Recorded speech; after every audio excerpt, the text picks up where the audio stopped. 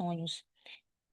E vi aqui alguns rostinhos conhecidos aqui também, meus alunos estão aqui, a gente abriu um pouco para minha turma também, para estar trazendo esse conteúdo e para poder estar aqui fazendo parte também dessa comunidade que é muito maravilhosa. Me sinto muito honrada em estar fazendo parte da sua comunidade, que hoje também é minha comunidade, porque a Associação Brasileira em Estudos de Neuropsicanálise abriu as portas realmente do meu entendimento, da minha mente, e foi assim um achado muito bom, realmente. É uma oportunidade que você, Eduardo, está me dando aqui nesse momento aqui, nessa noite. Então, vamos lá. Eu vou só aqui tentar compartilhar, tá? Ver aqui como é que eu compartilho aqui. Pronto, já encontrei. Não sei se é esse aqui, deixa eu ver aqui. Não, não é esse. Acho que eu compartilhei errado. Será? Não, tá certo. Apareceu a sua apresentação. Pronto, pronto. Eu tinha colocado, mas estava em outro ambiente aqui. Agora sim estamos com os slides corretos. Bom, então esse é o tema que a ABEM se propôs em me convidar, em estar trazendo esse tema relacionado aos sonhos como linguagem dos afetos, porque é um tema que realmente eu me debrucei, eu estudei, eu procurei trazer esse conteúdo porque eu acho muito relevante e dentro desses estudos acadêmicos eu trouxe esse material e apresentei o Eduardo gostou muito e me convidou. E é com muito gosto realmente que eu estou aqui. Bom, vou começar, tá?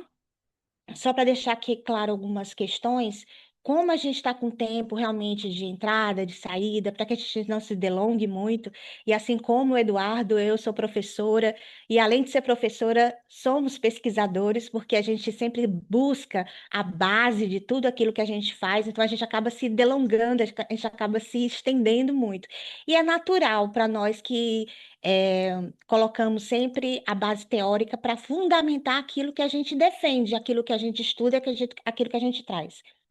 Então, assim, vou trazer todo o conteúdo do webinário, tá? E a gente abre no final um espaço, um momento para que a gente possa debater, trazer dúvidas, tentar responder. E agora, de cara, que eu já falo aqui para vocês que eu não sou detentora de todos os conhecimentos, de tudo, de todo o assunto relacionado aos sonhos. E claro que cada um de nós temos uma especialidade. Mas eu acredito que aquilo que for possível eu explicar, eu ensinar, eu responder às dúvidas de vocês, eu vou fazer isso. E se caso eu não souber, pode ter certeza que eu vou procurar saber, vou estudar e aí sim eu vou trazer, nem que seja nas redes sociais, o assunto. Mas é importante trazer essas informações, porque até enquanto profissionais da psicanálise e de neuropsicanálise, a gente não para de estudar. Então, a gente sempre tem que estar atento a tudo aquilo que a gente faz.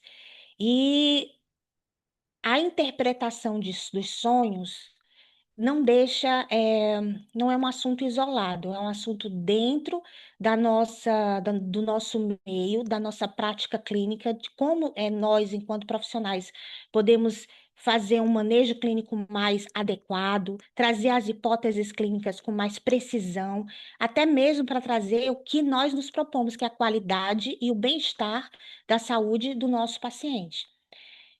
Então, dentro dessa leitura da neuropsicanálise, eu vou trazer a regulação emocional e a integração do self através da interpretação dos sonhos. Para quem não me conhece, eu também sou, né, associada da ABEM, sou também terapeuta internacional. Deixa eu só colocar aqui, eu acho que isso aqui vai, pronto. Colocar aqui a posição aqui de todo mundo aqui para não atrapalhar na hora que eu estiver fazendo os slides. Sou a terapeuta internacional também pela Associação of Women Development and Voluntary. Eu não sei muito bem a parte de pronúncia, eu sou muito péssima de idiomas. Mas eu moro aqui em Portugal. E por morar em Portugal, eu tenho uma associação também dos terapeutas holísticos e integrativos aqui de Portugal. faço parte da associação e sou credenciada e psicanalista através do Instituto Vida. Então, tenho essas associações, o Instituto Vida é do Brasil, a ABEM também do Brasil e a Associação de Humana e Aporte são internacionais. É, tudo isso para mostrar que a parte acadêmica é importante quando a gente traz realmente esse embasamento. E é muito conteúdo realmente para a gente poder fortalecer a nossa base psicanalítica. O Eduardo é que o diga, né? Porque a gente passa horas e horas estudando e fazendo conteúdo para alunos e para nós mesmos. Então, dentro de toda essa minha parte acadêmica, sou pós-graduada em neurociência afetiva e psicologia dos hábitos, especialização em formação a caminho do mestrado dentro da terapia familiar e das práticas expressivas aqui na Espanha, aqui próximo de mim. Tenho algumas especializações e capacitações na saúde emocional da mulher, através aqui de Portugal e também no Brasil. Isso inclui a mulher madura, a mulher que está a partir dos seus 40, 50, que é a média que geralmente até os 55, mais ou menos, eu atendo essas mulheres, de forma online ou presencial aqui mesmo. E sou coordenadora da formação em psicanálise do Instituto Vida, de forma online, através da parte pedagógica e da parte de organização dentro dessa coordenação da psicanálise. Sou neuroestrategista porque também eu fiz neuromarketing. Então, dentro do marketing, eu trago as estratégias dentro da educação da saúde mental no meio corporativo, através da nova NR1, que já está aí em andamento, através de projetos online. Tenho criação através do método Screen, que foi o método que eu criei dentro desse projeto do marketing, né? E o olhar integrativo dos afetos, que é um grupo de mulheres que eu tenho, terapêutico, onde nós trabalhamos todo esse olhar dos afetos. E foi os olhares, e foi esse olhar dos afetos que me fez realmente debruçar nesse tema tão importante que eu trago hoje, porque foi os afetos, através da neurociência afetiva e essa visão da psicanálise que me fez olhar um pouco mais além do que um sonho, de símbolo, de simbologia, muito mais além do que isso. Eu sempre busquei, saber um pouco mais daquilo que eu sei. Sempre fui muito pesquisadora e buscadora daquilo. Então, dizer que os sonhos, a realização dos desejos, como Freud nos apresenta, eu sempre ficava aquilo, mas só isso? Será que é só a realização dos desejos? Vamos mais um pouco além. Então, é por isso que eu trago, né? E o objetivo é justamente ter essa forma sistematizada através dos fundamentos teóricos e clínicos, metodológicos dos estudos dos sonhos, articulando a perspectiva neuropsicanalítica e análise do método Zurich, ou ZDPCS, que é adaptada para esse webinário que eu adaptei, e os marcadores afetivos através da escala NPS, que nos vão ajudar a entender esse material onírico de forma empírica e experiencial. E foi isso que foi desenvolvido para esse webinário. Vai muito mais além do que desejo, porque nós podemos mensurar. E é a parte técnica que a neurociência afetiva entra nos conceitos da psicanálise, trazendo todo esse embasamento empírico, experiencial e mensurável dos sonhos. Mas eu queria saber de vocês, quem de vocês lembra do sonho que vocês tiveram hoje? Será que vocês tiveram sonhos? Será que vocês sonharam? Será que vocês lembram? Ou, melhor dizendo, será que vocês não lembram? Essa é uma pergunta que sempre para quando a gente fala de sonhos. Se eu esqueço, eu não lembro, será que eu sonhei ou deixei de sonhar? Mas a maioria dessas pessoas que não se recorda do sonho, necessariamente não quer dizer que elas não tiveram essa atividade onírica. Necessariamente não quer dizer que esses sonhos não aconteceram, que essa movimentação do processo psíquico não aconteceu durante o sono, por mais que você acorde e diga, eu não lembro de nada. E você não é sozinha, você não é a única pessoa. Eu também não conseguia entender o que eu sonhava. Eram imagens, eram cenas, era um roteiro muito confuso, na verdade. E essa questão dos sonhos foi uma das coisas que me fez procurar, justamente dentro do curso que o Eduardo proporcionou, que foi do método Zurich, você saber mensurar esse sono, esse sonho. Foi justamente por isso que eu busquei e me aperfeiçoei ainda mais dentro dessa ferramenta onírica. E todas essas atividades oníricas, tudo que você sonhou, tá tudo ali, na consolidação, dentro dessa recuperação, dessa experiência do sonho sonhado. Então, tudo isso traz essa recordação. Toda essa recordação dos sonhos depende de um padrão de sono. Como você dormiu, a que horas você dormiu, se você toma medicação, se porventura você teve é, um son... acordou, né, várias vezes durante a noite.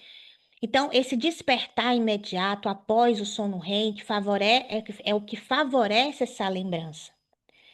Então, toda essa ativação desses circuitos dentro da memória que guarda todas essas informações durante o sono é que altera o nível de noradrenalina e traz esses moduladores do sono, fazendo com que você consiga sonhar.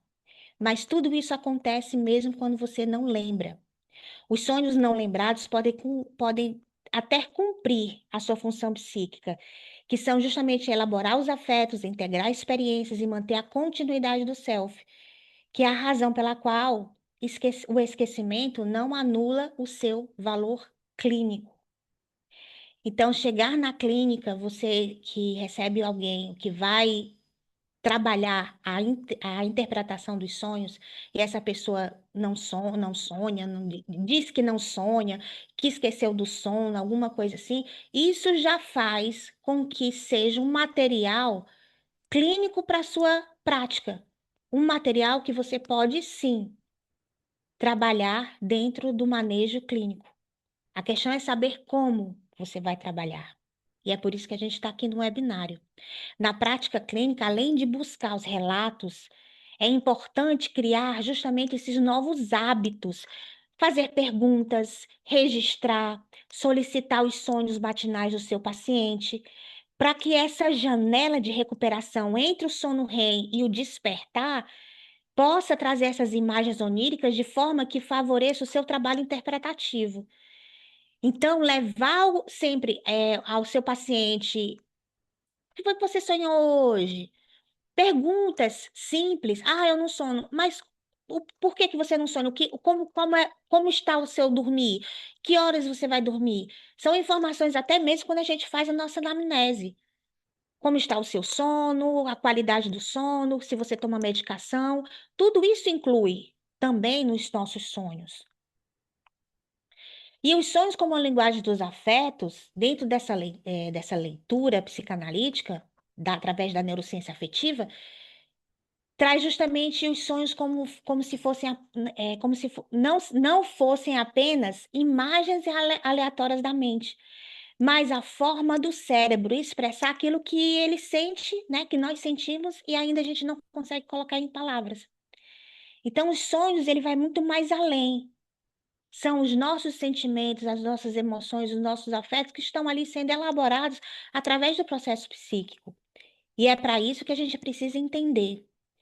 Mas para que a gente possa entender como mensurar, a gente precisa dar um passeio ao longo da história. De onde vêm os sonhos? Se eu perguntar para vocês, o que que vocês podem falar sobre a interpretação dos sonhos? Aí vocês vão falar assim para mim: Ah, é sobre a obra de Freud, de 1900. Ah, os sonhos realmente são aquelas questões mais do contexto popular, são questões proféticas.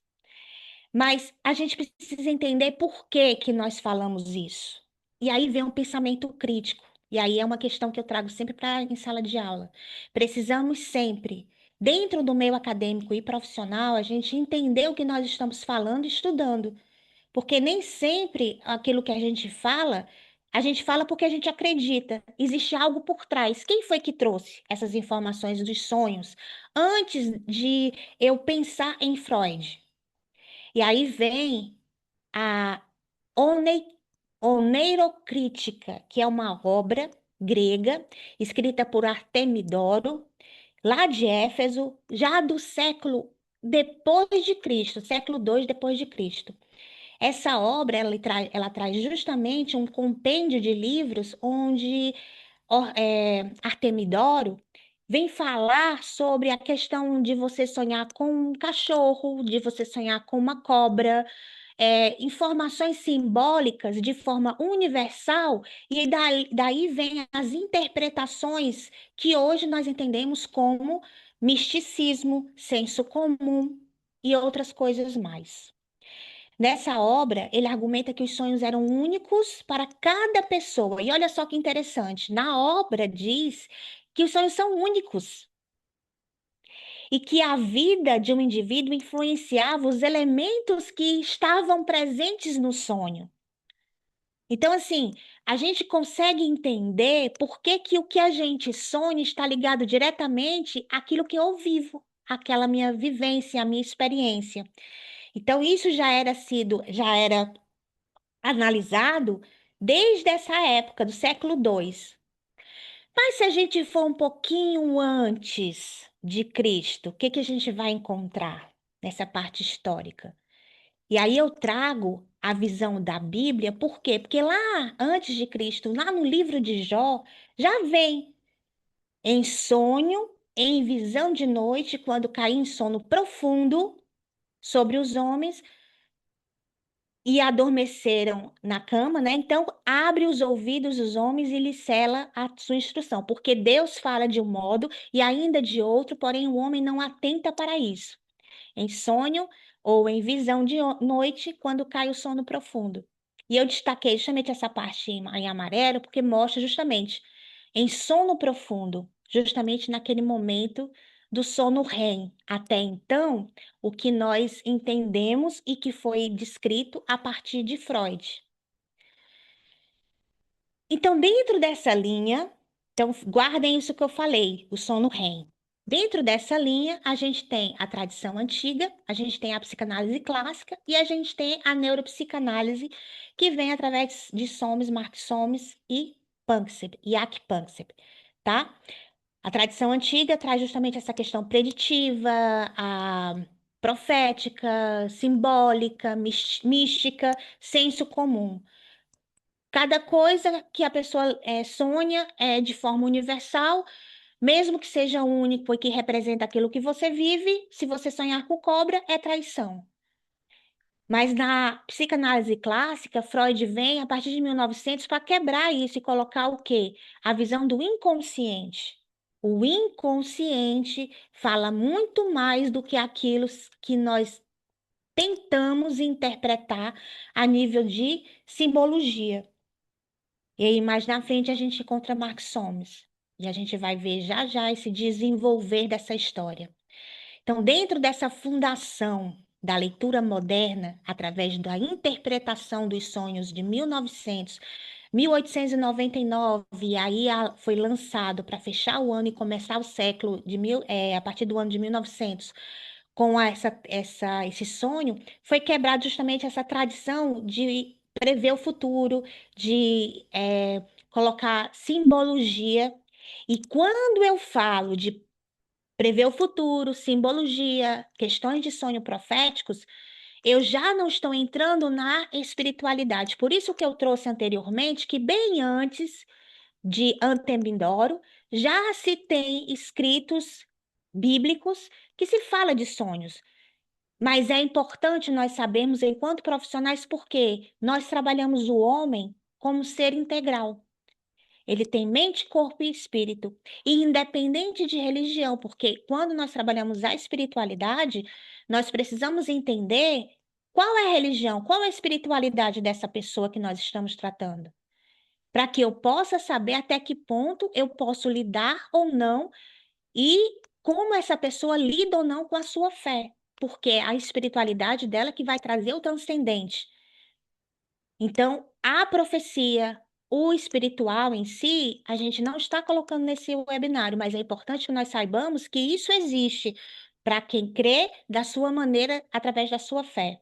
Entretanto, o senso comum, que é o mais comum que nós nos deparamos, esse sim nós precisamos cuidar, porque falar que quem sonha com cobra ou quem sonha com ex-namorado é porque está pensando no ex-namorado ou porque sonha com o marido com outra mulher porque o marido está traindo, eu vou me divorciar. Essas são questões do senso comum. E é isso que Sigmund Freud vem e quebra fazendo o quê? Fazendo com que essa interpretação dos sonhos venha muito mais além. Está inserido lá na psique, lá no inconsciente, onde as palavras não conseguem decifrar aquilo. E Freud vem e apresenta, né, a sua teoria através do desejo. Os desejos são realizados através dos sonhos. Mas que desejos? Aquilo que eu quero? no meu, na minha vida, na minha vigília, na minha vida desperta, os desejos do inconsciente são realizados através dos sonhos. E é isso que é importante a gente entender, por quê? Porque por mais que eu tenha consciência na minha vida desperta, que eu tenho consciência, tenho inveja daquela pessoa, eu quero esganar por conta de uma raiva, eu estou tendo aquela consciência. Mas existe algo muito mais além daquela consciência que eu estou tendo, que está no inconsciente. A psicanálise, nós trabalhamos justamente nessa raiz. O que está causando essa raiva repentina? E esse inconsciente, esses desejos, é que no sonho é processado. Então, quando a gente parte desse princípio, a gente começa a entender como que uma pessoa que aceita, de repente, vai marcar aceita um convite. Aí, no meio desse convite, mesmo a pessoa não queria ir, mas a pessoa vai. Ah, tudo bem, eu vou. Mesmo ela não querendo ir, mas ela diz que vai, conscientemente ela vai. Só que durante o sonho, de repente, ela pode sonhar com algo que vai apresentar para ela um cenário de negação. Algo que vai levar ela a pensar, não foi a pessoa que convidou, mas de repente no sonho aparece uma outra pessoa e leva ela a ter uma negação. Ah, eu não queria ter ido, eu não quero fazer isso, ou eu não quero fazer isso, eu não quero tomar esse milkshake, eu não quero beber, tomar esse sorvete, e esse sorvete está muito ruim. Ou seja, o cérebro mostra justamente para ela uma cena, um cenário, um teatro, um roteiro que é justamente um desejo implícito lá no inconsciente de que ela não queria. Agora, eu estou interpretando essa cena que eu acabei de criar aqui para vocês? Não, eu apenas estou trazendo dentro de um contexto que ela levou para a clínica, né? Essa pessoa fictícia, a pessoa leva para a clínica e dentro desse contexto ela fala da frustração de nunca dizer não para as pessoas, sempre dizer sim. E de repente no sonho ela mostra isso. Então nós conseguimos entrar no contexto do paciente, trazendo um material onírico, material do sonho, onde nós vamos desvendar. Então não era uma questão de sorvete ou qualquer outra coisa. Era simplesmente a questão da negação dela, que ela não sabe falar em desperta. E o sono traz todo esse contexto. E aí a gente precisa entender como isso acontece. Eu citei com esse convite de uma pessoa, tal, e lá no sonho apareceu ela tomando sorvete e era um tio dela que estava oferecendo esse sorvete. Então, ou seja, nós temos elementos comprovados dentro dessa teoria que Freud traz, que é a condensação, o conteúdo latente, a simbolização, o deslocamento, a censura psíquica, alguns elementos que vão nos ajudar a construir esse roteiro, essa cena, esse teatro, esse filme na nossa cabeça. Então, nada mais é do que a condensação que traz vários elementos e que mostra a cara do tio lá no sonho, mas o sentimento que ela teve não era com o tio, era com o marido. Então, vai se misturando os elementos, porque o cérebro, a busca do nosso cérebro sempre é que nós tenhamos uma segurança psicológica para tudo. Então, ele nos guarda, ele nos protege. Dentro do sono também acontece essa proteção, essa segurança psicológica. E esse conteúdo latente é justamente esses desejos, esses pensamentos, esses conflitos inconscientes, esses desejos que ela inconscientemente tem que dizer não, essa pessoa tem que dizer, quer dizer não e não fala, que está ali. Então, esse conteúdo latente vai estar lá trabalhando dentro desse conteúdo manifesto, que é justamente essa narrativa que o paciente traz para você. Ah, Márcia, eu sonhei justamente o meu marido me oferecendo um sorvete que eu não queria de jeito nenhum, o sorvete tinha um gosto ruim. O que quer dizer isso? Então, dentro da história, essa narrativa que ela conta, já foi, é, já foi lembrada a partir do momento que ela conta. E ainda tem uma questão. Ela acordou, processou o que lembrou do sonho e fez uma narrativa na cabeça dela, ou seja, ela ainda trouxe uma construção secundária, porque a gente vê, escuta sempre o quê? A nossa escutativa sempre está precisando o quê? Está atrás aqueles vazios, daqueles lapsos, tudo aquilo que não foi falado até então. Então, lá também no conteúdo manifesto, lá na narrativa do paciente, também tem algo que ele não falou, algo que ficou implícito, porque ele traz apenas a sua narrativa secundária.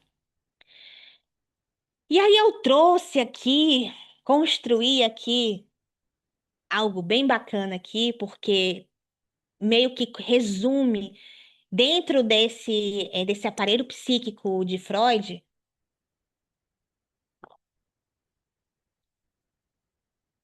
Eu trouxe aqui o iceberg dos sonhos, que é muito interessante porque ele mostra de forma visual, e eu sou uma pessoa muito visual.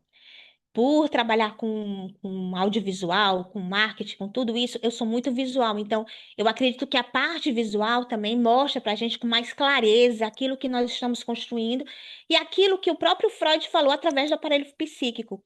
E por que não trazer o iceberg dos sonhos? Então, a gente vê logo acima aqui justamente a consciência, que é o conteúdo já trazido, narrado para o paciente, que eu acabei de contar, né? O meu marido me deu sorvete, um sorvete de sabor ruim. E aí a gente tem lá mais um pouquinho mais abaixo, antes de chegar no final, já tem o pré-consciente, onde o conteúdo que podem ser trazidos, podem ser levados, são as coisas que a pessoa está lembrando. Tem ali trabalhando o ego, fazendo a mediação, né? Uma instância que traz entre a consciência e o inconsciente e que lida com essa realidade e o inconsciente, que é justamente o conteúdo latente, que são os desejos reprimidos, toda a censura, que nesse momento que você está no sono, acontece de forma mais branda, porque é nesse momento que o mecanismo ele impede essa censura, ele impede conteúdos mais inacessíveis chegarem até a consciência. E nesse momento que a censura está mais calma, vamos dizer dessa forma, ela não se manifesta tanto, o teu superego, ele pode, o teu superego que é justamente essa que traz essa moralidade, essa religiosidade, tudo. Então, o ego ali, ele fica só mediando, então ele consegue estar só ali, é, facilitando algumas situações que você gostaria de fazer e não faz, mas no sonho você consegue fazer. que é pegar esse sorvete de repente que tá ruim e jogar na cara do marido, esfregando na cara dele, que é uma coisa que nós podemos fazer e de repente você não faz é, acordada, né? No seu dia a dia. E aí nós temos aí a consciência, o... Ah, vocês estão vendo aqui, né? O meu... Agora que eu percebi aqui que eu tenho como me guiar aqui. Então, a gente tem aqui a consciência, a pré-consciência e o inconsciente. Então, tudo isso aqui que está abaixo é justamente esse conteúdo que vai estar trazendo lá para tua, para o teu sonho, para o teu processamento. Então, a gente tem que saber realmente o que está sendo trazido, a narrativa. E você pode começar a fazer isso. Esses novos hábitos, você mesma pode fazer hoje, acabou o webinário, na hora que você vai dormir, deixa um caderninho do lado, deixa a tua caneta, ou simplesmente, para que é melhor, as nossas notas digitais, onde está no celular, a gente pode estar anotando rapidinho ali no celular, simplesmente falando.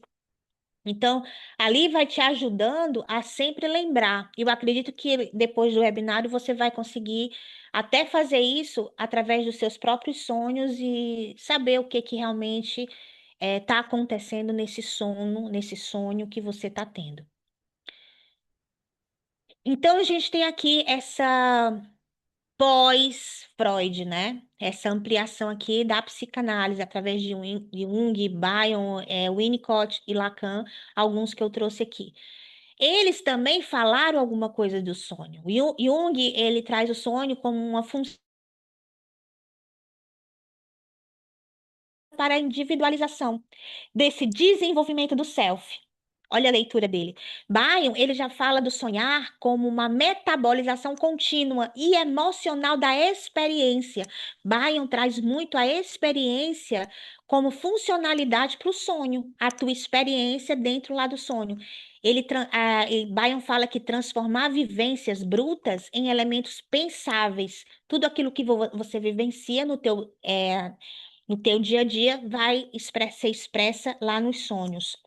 Você dorme assistindo um filme de terror, você dorme olhando o WhatsApp, preocupada com a conta que você vai pagar. Você dorme e você sonha, ou seja, a tua experiência está implícita ali no sonho.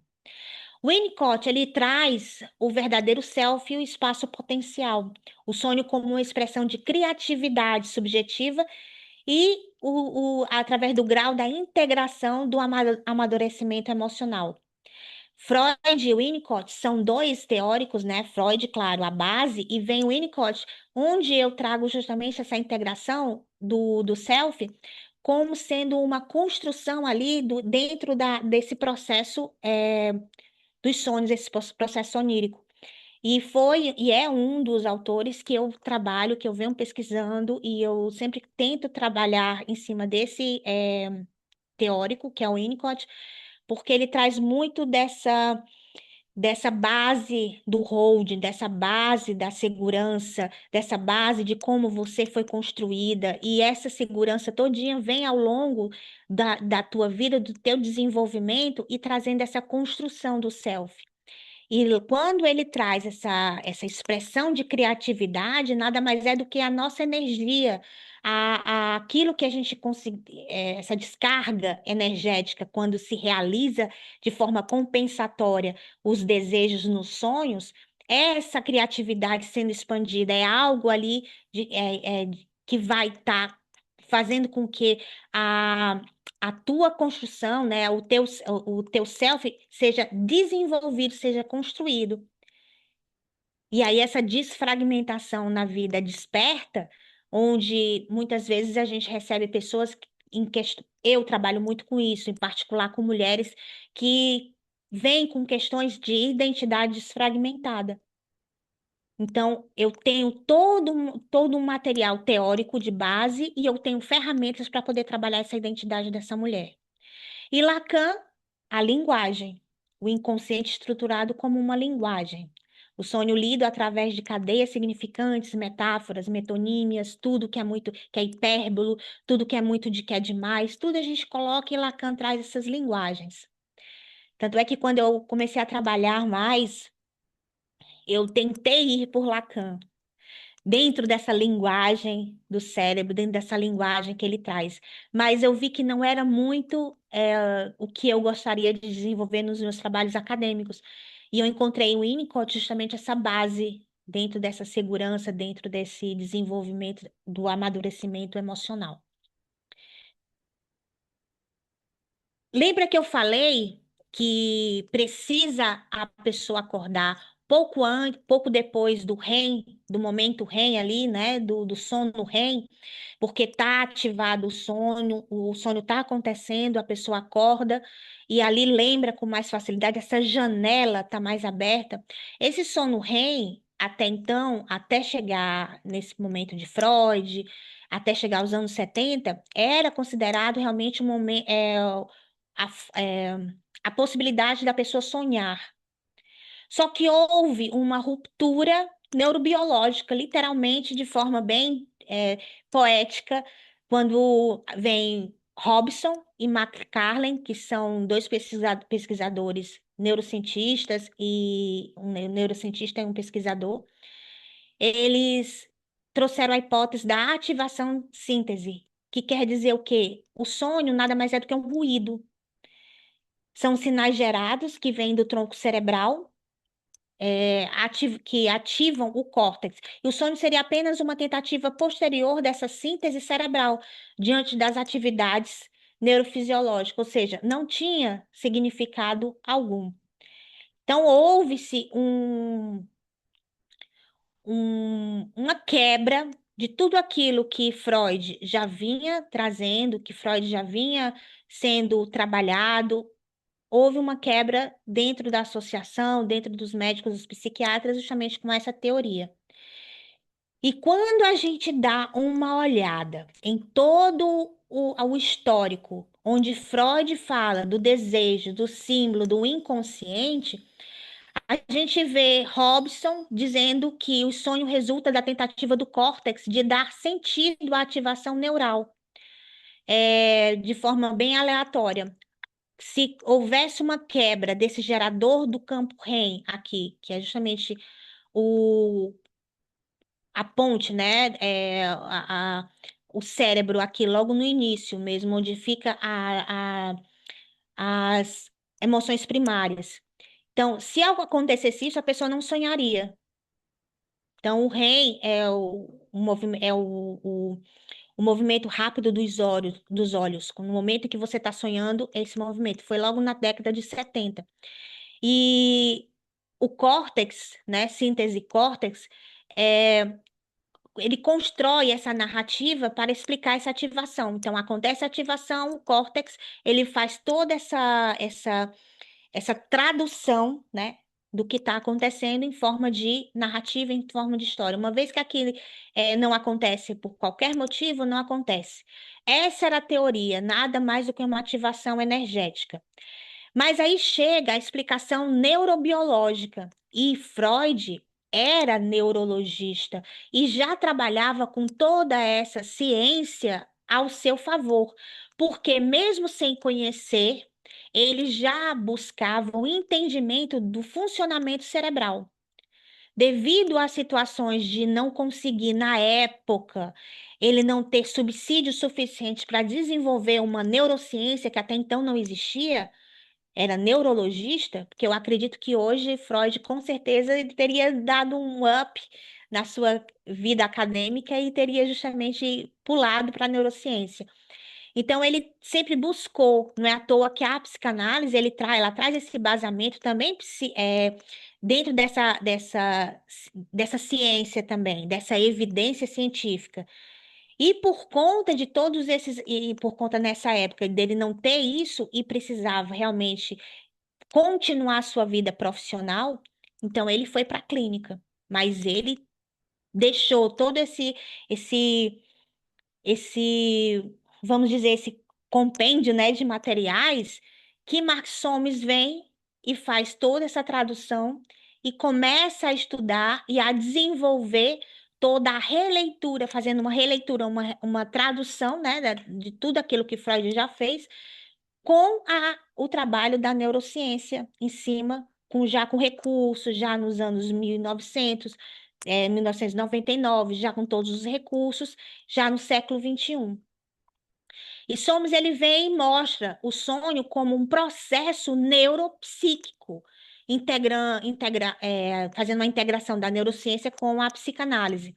E é tão interessante porque através de uma experiência, através de estudos que Mark Soames fez, dentro de pessoas que tinham lesões no córtex, né? Porque até então a, a pessoa se cortasse a pessoa não sonharia.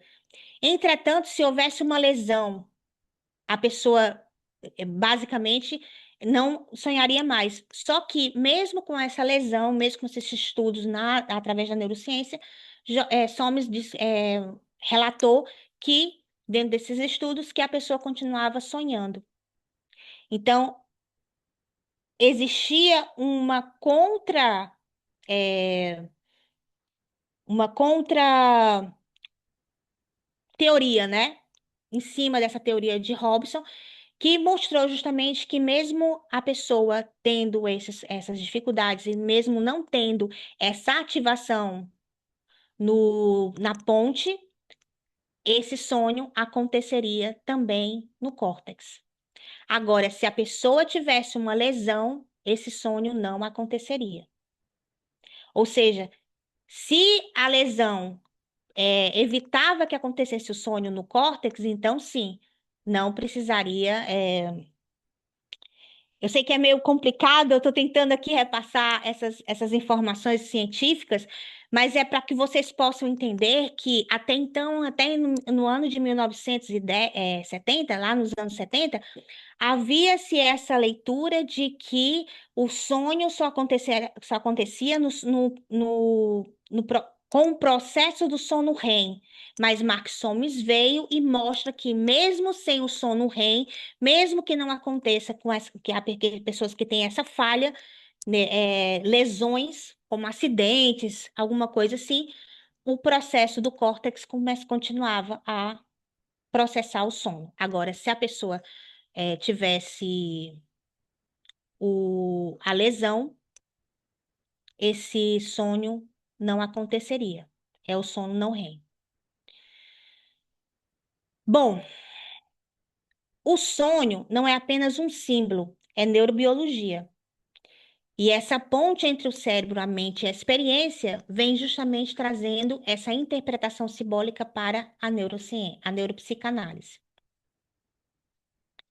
E é justamente aqui onde acontece o sono não REM e o sono REM. As atividades no sono REM vêm através dessa movimentação dos glóbulos oculares, né? Rápidos demais.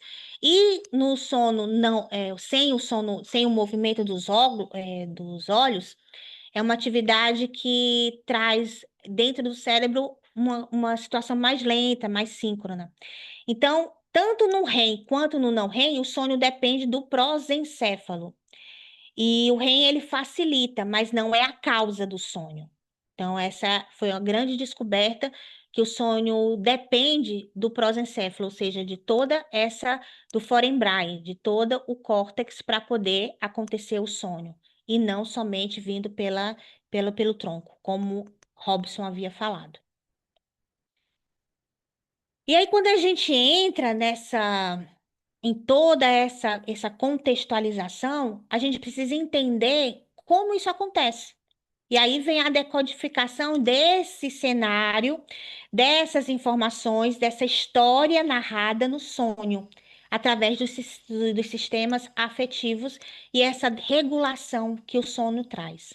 Então, a gente tem uma visão clássica, que era imagens aleatórias, resíduos do dia, coisas que aconteciam, totalmente fragmentada.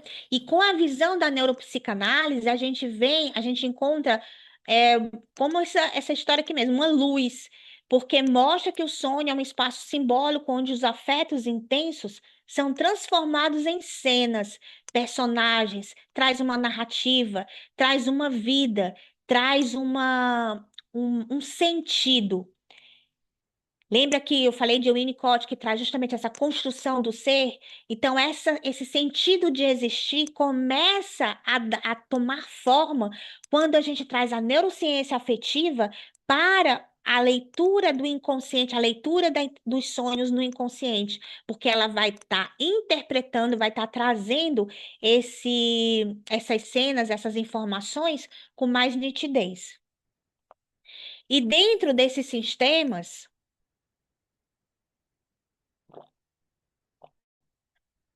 até então, Jack Panksepp traz os sete afetos, que a gente encontra como sendo os sete sistemas dentro do nosso cérebro, dentro do nosso dessas redes neurais. Então a gente tem o seeking, o fear, o rage, o panic grief, o care, o play e o lust. Então, essas variações nesses sistemas são biologicamente benéficas e formam um alicerce da nossa personalidade. Todos esses sistemas, esses afetos primários necessários estão ali no nosso id, naquelas nossas pulsões, nas intenções, nos nossos desejos, tudo aquilo que precisa ser resolvido e traz ali dentro da nossa construção do nosso ser. São os afetos que nos apresentam como nós aprendemos a agir desde criança através da solução das nossas necessidades enquanto criança, como o nosso cérebro aprendeu a resolver as nossas questões, as nossas falhas, as nossas falta de cuidado, tudo aquilo o cérebro aprende e na nossa fase adulta é esse cérebro que aprendeu a viver de uma forma. Quando chega na fase adulta, ele também continua com esse mesmo aprendizado. É onde vem as nossas questões, as nossas queixas, porque tá tudo na infância, na construção desse ser, na construção que esses afetos. E aí, na fase adulta, a gente começa a encontrar as respostas para as nossas para o nosso abandono, as respostas para as nossas rejeições, as respostas por eu não ter motivação para procurar nem para ter curiosidade em nada, as respostas para aqueles momentos que eu não tenho muito em me divertir, eu não consigo ter um pouco de aprendizado, eu não me foco muito naquilo do meu dia a dia. Ou seja, tudo isso está lá no nosso id, nas nossas emoções primárias, nas nossas necessidades primárias. Então, essas necessidades primárias é que são, que vão fazer parte dessa leitura, essa ampliação da leitura da interpretação dos sonhos. E esses motores do sonho, nesses sistemas emocionais, eles funcionam mais ou menos assim. Dentro do sonho, eles vão estar alguns mais ativos, outros menos ativos, eles vão estar em busca dessa regulação. Quando nós somos crianças, nós estamos ali em busca de solução para a nossa necessidade, e essa necessidade não é resolvida como deveria ser resolvida, por exemplo, um bebê, eu sempre falo assim nas minhas aulas, um bebê que está chorando. Então, ele busca sempre aquela solução para aquele seu choro. Aquele choro, as mães, nós, enquanto cuidadores, sempre nós damos justificativas. É uma fome. Não, tá chorando porque quer colo. A gente dá uma justificativa. Mas a necessidade daquele bebê pode ser um cuidado, o aconchego. Esse bebê saiu da mãe está buscando ser aconchegado. É o cuidado querendo ser preservado. E essa mãe deixa essa criança no berço e ele vai e o cérebro dele começa a ensinar, a aprender a solucionar as suas questões através de uma naninha. Pega lá, né, aqueles paninhos. Eu sou da época da naninha. Pega aqueles paninhos com a chupetinha. E ali a mãe mesmo já vai ensinando. E na próxima vez que ele chorar, se ele vê uma chupetinha, uma naninha, um brinquedinho, ele vai ali solucionar a sua questão. Só que quando chega na fase adulta, quando nós mulheres, e aí eu vou falar enquanto nós mulheres, mas isso acontece também com os homens, tem as suas questões que chora por uma situação de abandono, por falta, por medo de perder alguém, ou num momento de separação, e esse medo de ser rejeitada está lá atrás, está lá na sua infância. Então o cérebro ele acostuma, não adianta chorar. Então vai atrás da tua naninha. Qual a naninha nossa enquanto adultos? Cada um tem a sua naninha, que é o nosso escape. Alguns vão ler, outros vão chorar, vão ficar escondidos dentro do quarto, não vão mais sair, vão fechar a porta, é, vão atrás dos escapes de vícios, através dos vícios, pornografia, vão atrás de escape de consumo, compulsão, comer demais. Então, quando vão para o sonho vai mostrar tudo aquilo, porque nós precisamos nos regular. Essa homeostase vai justamente buscar regulação, equilíbrio. E aí, quando você escuta toda a narrativa, durante a análise daquele cliente, daquele paciente, e você consegue saber qual é o afeto que está mais em evidência ali naquele momento, se é o quer, busca de vínculo, é a questão do cuidado, se é o rage, ela tem muita raiva, tem algo que precisa ser descarregado, isso só vai acontecer aonde? No sonho.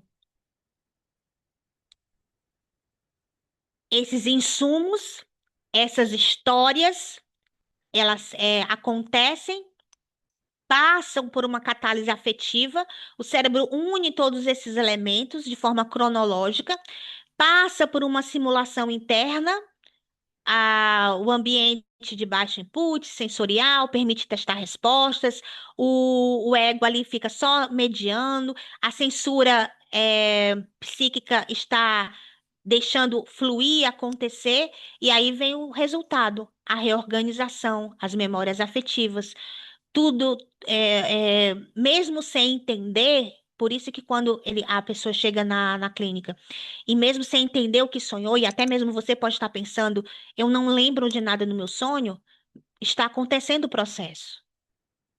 Algo regulou. A questão é saber o que regulou. E aí, quando a gente vai para essa tradução toda dos sonhos, a gente consegue entender, e aqui eu trouxe uma simbologia também, para a gente poder visualizar como que cada afeto vai interferir dentro dessa organização da homeostase, na regulação afetiva.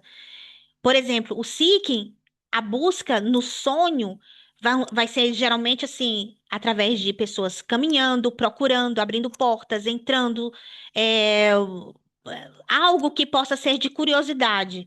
O fear, por exemplo, que está ligado à ameaça, de repente, uma queda, uma perseguição, monstros, a pessoa correndo, fugindo de alguém, não sabe de quem. Fuga, medo, algo que traz medo. O panic grief, por exemplo, ele regula a tristeza. Ele vai, no sonho, você vai estar vendo algo que vai estar trazendo um sentimento de perda, alguém que você perdeu, um vazio, uma despedida, dando tchau, sem uma resposta, tentando ligar e nada acontecendo. Então, o rage ele já vai estar trazendo brigas, explosões, tiros, quebrando, raiva acontecendo, uma explosão de sentimentos que acontecem no sonho. O quer abraçando, protegendo crianças, acolhendo, alimentando, o vínculo acontece no sonho.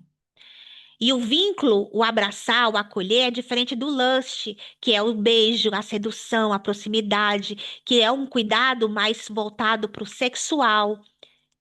E o play, que é o brincar, através de cenas absurdas, muito louco, você lá tá voando, e alguma coisa que está acontecendo no sonho não sabe por quê. Então, é o teu sistema, é os sistemas dos afetos ali sendo regulados. E eu não fiz nada aqui aleatoriamente, nem criei essas situações. Tá tudo com base nos sistemas afetivos e justamente nas mensurações científicas que logo mais eu vou estar trazendo para vocês. Durante esse arco emocional, a gente começa, pode acontecer durante um sonho, a busca do sonhador. Eu até lembrei muito quando eu estava desenvolvendo os slides aqui da jornada do herói. Quem nunca escutou a jornada do herói? Não vou me lembrar agora, é Mark Campbell, se eu não me engano agora, que traz justamente a jornada do herói, que mostra justamente o que acontece. Acontece a busca, depois acontece algo que quebra lá na frente. Assim, se a gente falar assim de cinema, o mocinho, acontece, tá tudo bem com o mocinho, ele vai lá querendo um emprego, aí de repente lá é desempregado, aí passa por toda uma luta. Então acontece aqui as lutas aqui, aí de repente ele encontra uma mocinha lá e eles vivem felizes para sempre e ele consegue tudo de volta. Então é a jornada do herói. É assim que acontece a nossa mente. A nossa mente também tem a jornada do herói. E eu trago aqui sempre essas metáforas porque é a forma de como também o meu cérebro consegue entender o que acontece, não só no funcionamento, mas também na parte acadêmica. Então, eu sempre gosto de estar trazendo essas ilustrações porque acho que facilita mais o nosso entendimento. Então, quando nós sonhamos, durante o processo, é essa busca. Você tem que saber qual é. É o seeking que está mais ativo? O fear, medo, é o care, é o lust, teve cenas sexuais? O que que foi ativado? E isso, claro, sempre ligado à narrativa. Observar esse percurso emocional é muito interessante quando você faz a interpretação de sonhos. E aí a gente quebra essa ideia do simbolismo e a gente vai para o afeto, observar qual sistema emocional domina essa cena onírica. A gente traz o início, houve o clímax da história, da narrativa, e a solução, que é o quer. No caso, o exemplo que eu trouxe aqui. E tudo isso é importante quando a gente consegue identificar os objetos, os elementos que o paciente traz na clínica. Aqui tá, claro, aqui tem um passarinho, mas pode ser uma criança, pode ser um bebê, pode ser qualquer vínculo que você tenha, um abraço de um namorado, do seu marido, o namoro, tudo que seja vínculo, você vai encontrar quando você está trabalhando com o care. O aconchego da mãe, todos esses elementos aparecem nos sonhos. Então, observar a repetição dos sonhos que envolvem elementos dentro de um determinado afeto é aonde você vai encontrar e identificar qual afeto que está mais em busca de ser regulado na sua vida desperta. Ele busca e vai ser regulado e tenta se regular na vida onírica. Então, a pergunta hoje para nós não é o que que essa imagem significa, esse símbolo, sonhou com um passarinho, o que que significa isso? E sim, qual a emoção está sendo e está tentando se regular, qual afeto, qual sistema que está tentando ser regulado. E eu trouxe aqui um protocolo, mais de forma didática, dentro do webinar que eu trouxe aqui para a gente poder ver. O que que é importante? Você mapeia os afetos, faz o mapeamento quando o paciente chega, faz essa diagnosticação de forma a motivar, né? Desvenda a meta estrutural, o que o psiquismo está tentando evidenciar, no caso, a jornada do herói, que eu citei anteriormente. Reconhece as defesas, localiza dentro da narrativa as inversões, as rotas de fuga, se a pessoa está dentro da cena, ou seja, ela está olhando para a cena, ela está fazendo parte, ou ela está só observando, ela está de costas para as pessoas, ou ela está de frente para as pessoas no grupo. Todas as informações, elas vão entrar em forma de mapeamento, em forma de dados oníricos, decodificação. Você vai conseguir decodificar. E aí você conecta a história, esse mapeamento, dentro dessas história do cliente. quais foram as feridas que ele traz, quais foram os traumas, o que que ele está precisando, qual a história, a narrativa do cliente. Eu sempre falo assim, que todos nós temos uma narrativa, e dentro dessa narrativa, nós contamos uma história para cada evento. Então, qual é o evento? Qual é a história que o teu paciente está contando num determinado evento da vida dele? E aí você avalia a função, qual o propósito daquele sonho na madrugada? Por que que teve essa descarga? Qual foi a solução de tudo isso? Aí você vai fazendo as suas hipóteses. E aí, logo na sequência, você acompanha se você utilizar a ferramenta da interpretação de sonhos para poder continuar o tratamento, a hipótese clínica daquilo, de como vai ser seguido para aquele cliente, se ele está ou não tendo uma evolução clínica. E aí, depois de tudo isso, você pode estar me perguntando, sim, Márcia, mas e aí? Como acontece na prática? Como isso? Como é que eu vou fazer isso? Simplesmente eu vou, sonhou com um passarinho, eu vou anotar lá esse passarinho e um passarinho é sistema de cuidado?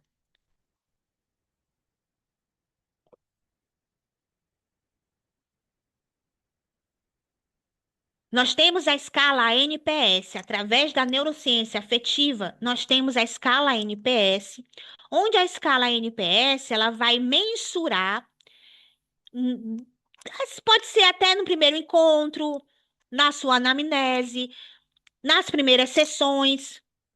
Você pode introduzir durante fazer a entrevista do paciente através de uma escala cientificamente evidenciada, cientificamente é, confirmada, e essa escala, quem fez o curso aqui também na associação da ANPS sabe como mensurar e sabe como fazer essas entrevistas, como ter esses resultados, esses dados que vão ser coletados do cliente.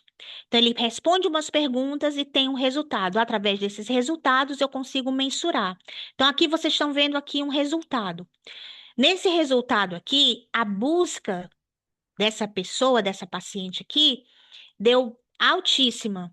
Com muita curiosidade, muito aprendizado, totalmente maximizado, né? Intensa curiosidade exploratória, busca de soluções novas, experiências. Esses dados são mensurados e automaticamente sai o relatório para vocês. É um relatório que ele já tem esses dados já dentro do próprio relatório. O medo deu justamente 21, 28. Elevado, alta tendência, atenção, ruminação, ansiedade perante ameaças. O cuidado deu 20 por 20, 20 de 28, né? Então foi elevado. Então é uma pessoa que gosta, que tem uma forte orientação para compaixão e nutrir o outro. O cuidado, não só da pessoa, mas o cuidado com o outro. A tristeza, o Panic Grief, o sistema Panic Grief deu 18 por 28. Então também deu alta. Alta sensibilidade à perda, à separação, à solidão. Então, com essas mensurações aqui, você consegue, já na primeira semana, no primeiro mês, consegue traçar e entender o porquê que ela vem com a primeira queixa. Nós entendemos que a queixa é o sintoma consciente que o paciente chega na tua clínica. O que ele quer? Esse é o sintoma. Ah, eu tô fazendo transição de carreira e eu tô com medo de enfrentar esse novo desafio. Essa é a atenção dele. Mas o que que vem por trás? O porquê? Quais foram as repetições? Quantas vezes essa pessoa é, desistiu das oportunidades que apareciam na vida dela? Então a gente vai fazendo uma retrospectiva, essa nossa demanda é o que eu vou buscar. E aqui a escala vai me dar um mapeamento dos afetos, onde eu vou conseguir fazer uma leitura. E o código da decodificação dos sonhos, e aí eu trouxe aqui algo para mensurar e mostrar para vocês de forma didática, porque nós, enquanto também, dentro do curso que eu também fiz aqui, juntamente com o Eduardo, na associação, nós temos um manual onde nós temos toda uma codificação que não é só essas eu só trouxe para vocês terem um gostinho, para mostrar para vocês que vocês têm muito mais do que isso na decodificação através do método Zurich. Então, dentro do método Zurich, eu consigo mensurar o lugar, o sujeito, os objetos envolvidos, as ações e os afetos. Então, a saúde e a regulação psicológica reflete empiricamente em sonhos, ou seja, é mensurado, são dados. Aqui ninguém está trabalhando é, com senso comum, com adivinhação, com pessoa procurar, como é que vai ser o meu dia hoje, porque eu sonhei com ganhando dinheiro. Será que eu tenho que jogar na loteria? A gente não está trabalhando dessa forma. Nós estamos trazendo aqui um sistema que é cientificamente mensurável e que eu posso, sim, decodificar todos os elementos do sonho dentro de toda a teoria basal, que é a teoria de Freud, a leitura de Mark Solms com a neuropsicanálise, e aí eu consigo ter um resultado favorável para o cliente, levar o cliente a um resultado favorável. Então, assim, basicamente, vamos supor que você sonhou numa sala com um cachorro, tem uma cadeira, então você consegue dizer o que você sonhou. E aí a narrativa. Vamos supor que a pessoa sonhou, tinha um cachorro e esse cachorro estava latindo para mim, mas tinha uma mesa lá e eu consigo ver duas cadeiras. Eu me lembro que tinha duas cadeiras e em cima dessa mesa tinha um copo de água e eu tive sede e fui lá beber. Essa história, essa narrativa e detalhe, só um parênteses, essa narrativa não é contada é, junto com você na mesma hora, não. Ele pode até contar se ele lembrar, mas geralmente a gente vai esquecendo ao longo do dia, ao longo da semana. Então, o ideal é que você oriente o seu paciente a estar escrevendo as anotações do sonho assim que acorda. Se você for trabalhar com ele através também da ferramenta de sonhos. Mas se não for, aí sempre vai ficar essa coisa aleatória. Ah, eu sonhei com isso, mas aí o sonho vai ficar meio vago. Então é importante que esse sonho seja um sonho vívido na hora que acorda. E aí eu tenho essa integração do método Zurich, onde eu consigo ter um relato, codifico, eu tenho a criação desse espaço terapêutico seguro para que o paciente tenha essa liberdade, essa segurança em estar trazendo esse conteúdo. Eu trago o envolvimento emocional, ou seja, exploro as emoções despertadas no sonho, o que você sentiu. Então, eu trago toda essa segurança para o paciente, e aí eu consigo fazer a mensuração através da transformação simbólica integrada dentro dessa codificação que já foi mensurada.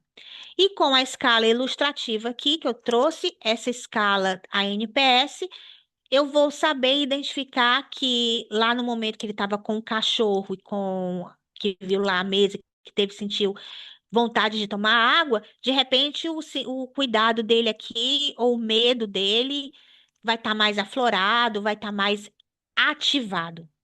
Então, eu consigo ter essa informação aqui na minha frente e fazer esse mapeamento das emoções, esse mapeamento afetivo.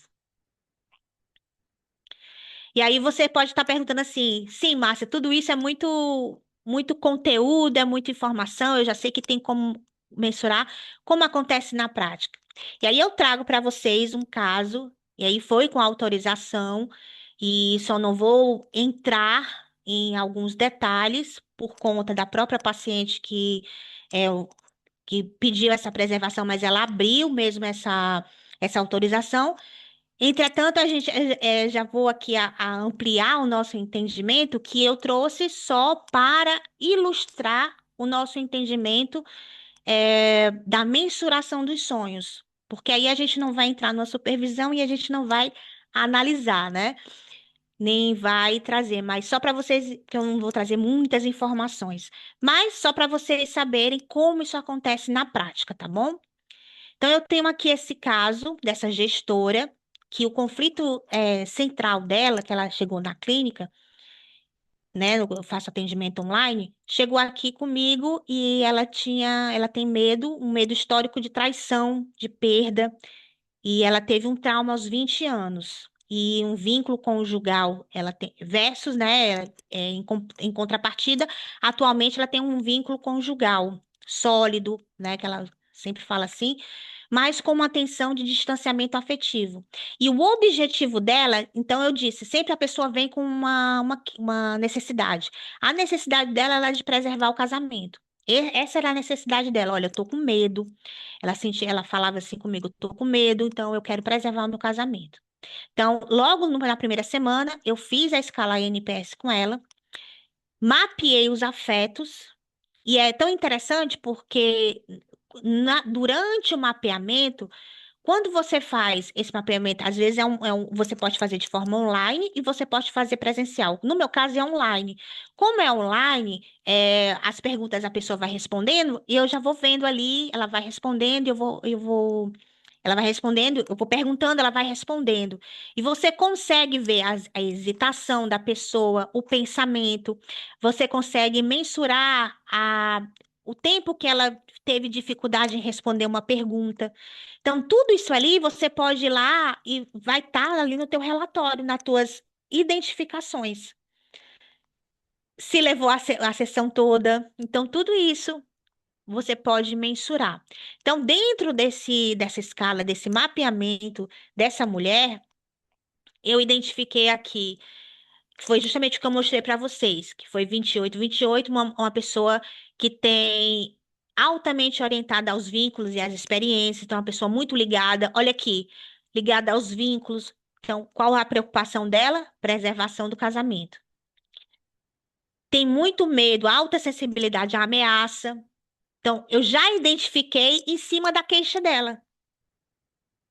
Ou seja, é como se eu tivesse, é como não. Eu vou ter empiricamente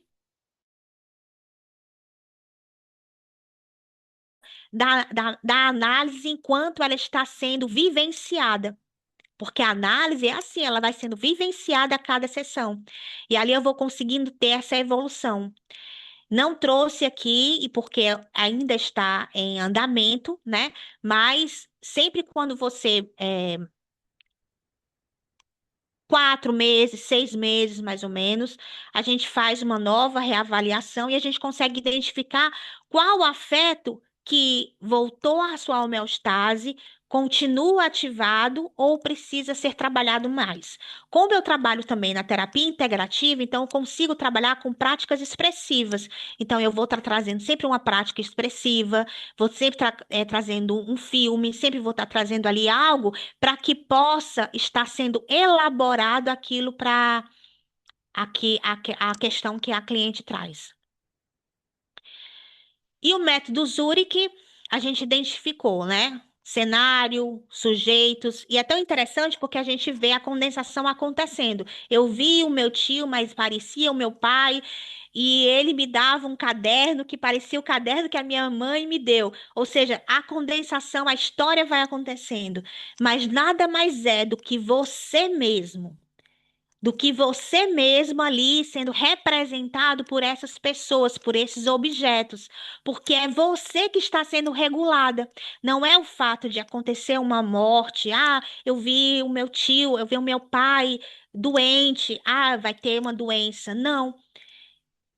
Agora, se a tua história, a narrativa do cliente, a narrativa do teu paciente chega com medo de perder o pai porque o pai está adoentado e de repente ele sonha com o pai morto e ali acontece isso, então a narrativa tem que estar alinhada com aquilo que se sonha. E eu trouxe aqui para vocês o relato dos sonhos para vocês entenderem, tá? Então, aqui, a paciente relatou da seguinte forma: caminhando na rua de biquíni, passei água oxigenada para os pelos ficarem louros. Estou no ônibus, ao meu lado um homem, no meu pensamento era o meu namorado, não o meu marido. O tempo começou a ficar ruim. Crianças vizinhas viram a gente se beijando.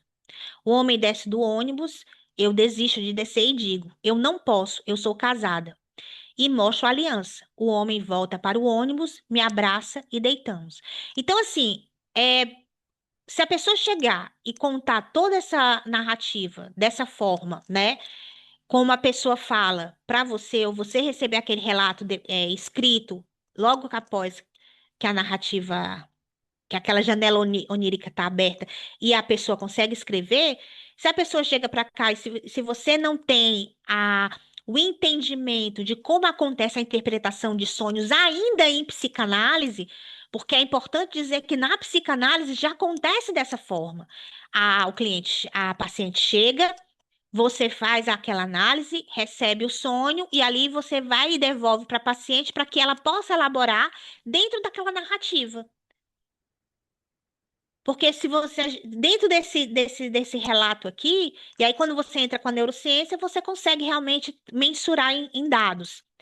Se a gente for analisar dessa forma aqui, se ela estava aqui, ao meu lado, um homem. No meu pensamento, era um namorado, não o meu marido. Então, será que ela estava querendo trair? Mas o medo dela não era de preservar o casamento? Então, assim, a gente não pode idealizar e nem pensar, a gente tem que fazer ela refletir dentro daquilo que a gente coloca e mensura em dados. E os dados é justamente esse aqui. Caminhando na rua de biquíni, então já é um ciclo, curiosidade, ela tá criando, ela tá caminhando. A gente pega a narrativa, separa o que é importante e descarta o que não é. Porque tudo isso é história, tudo isso é narrativa que o cérebro constrói. E aí ela continua: passei água oxigenada para os pelos ficarem louros, né? Curiosidade, isso tudo aqui, o que é importante é a caminhada, é transformação. Aqui, o tempo começou a ficar ruim. Crianças vizinhas viram a gente se beijando. Crianças vizinhas, ou seja, medo de julgamento, exposição, reativação do trauma.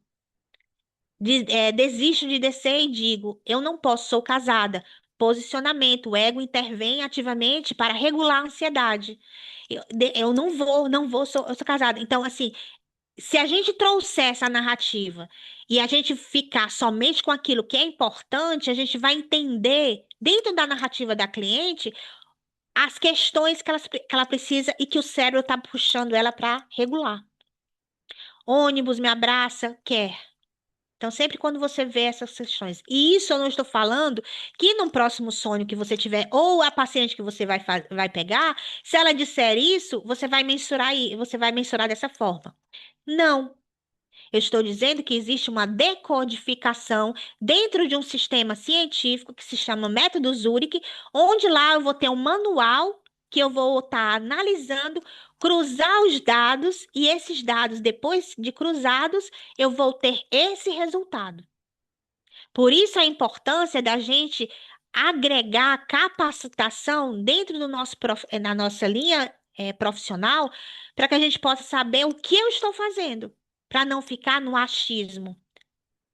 Entretanto, dentro da psicanálise, na interpretação do sonho na psicanálise, você que nunca trabalhou com sonhos, tem interesse de trabalhar, entende e precisa entender a parte basal ali da teoria de Freud, da interpretação de sonhos, porque vai mostrar justamente como você vai levar o paciente a interpretar e não você a dizer o que ele quer escutar. E aqui é um outro cenário de um outro que a gente continuou fazendo.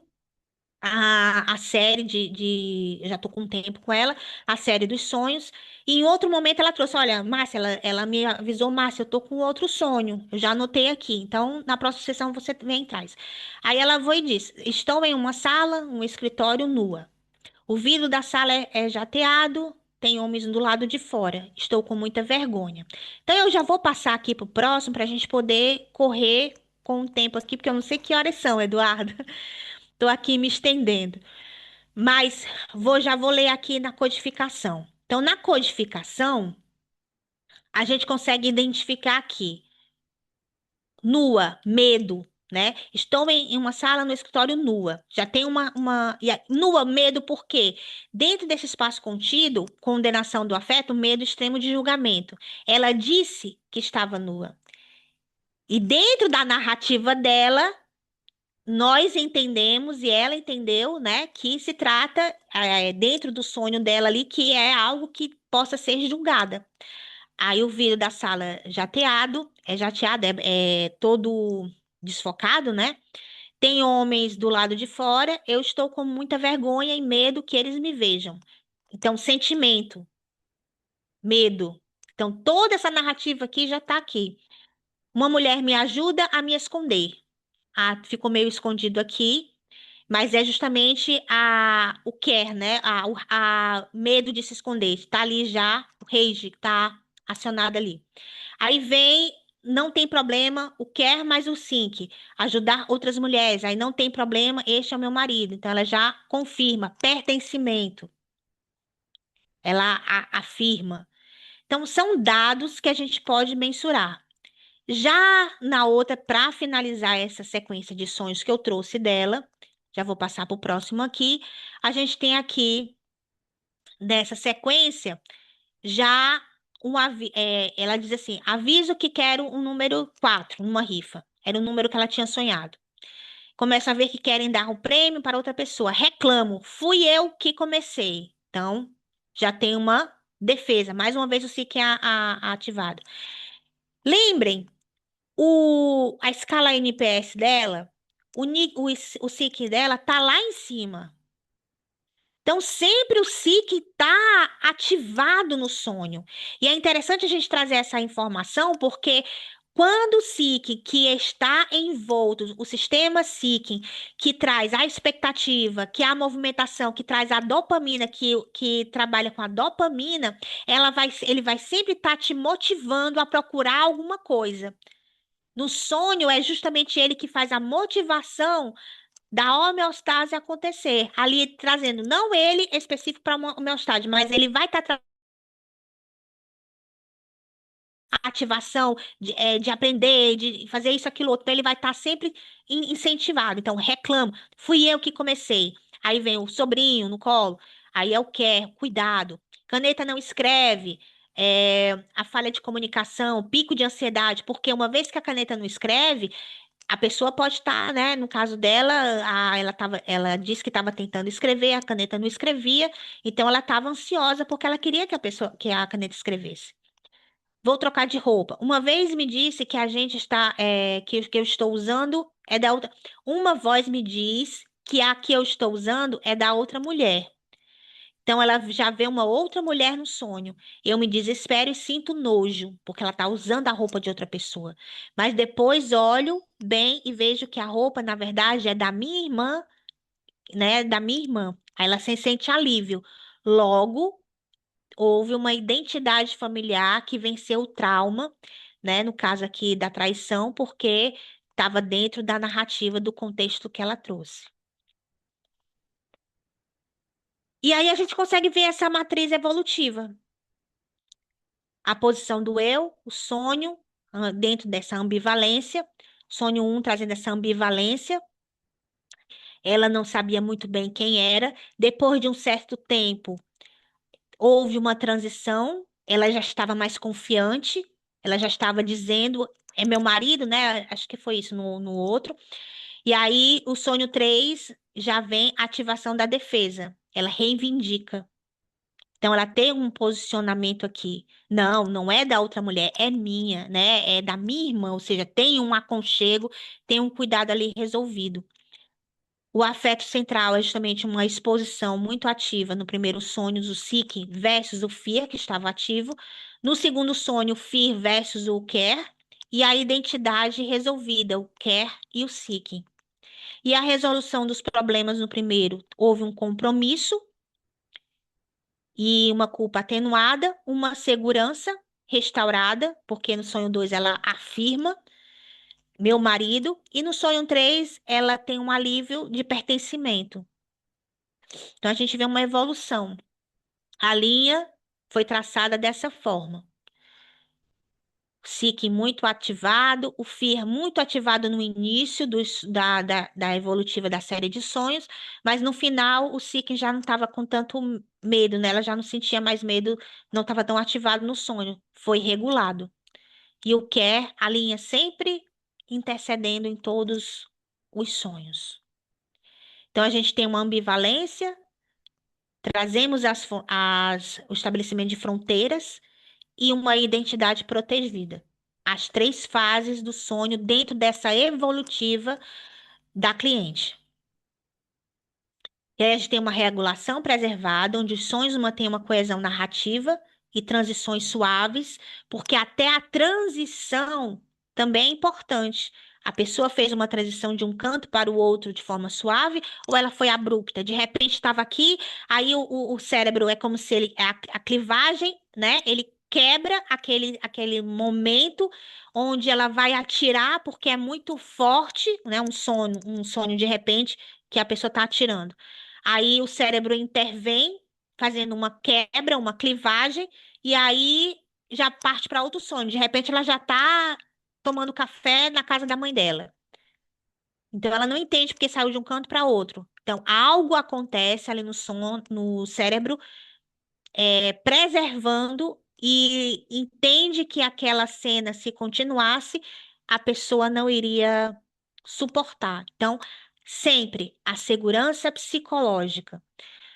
O vínculo como cura, e aqui eu trago a cura não como uma cura de doença, mas uma homeostase, uma regulação.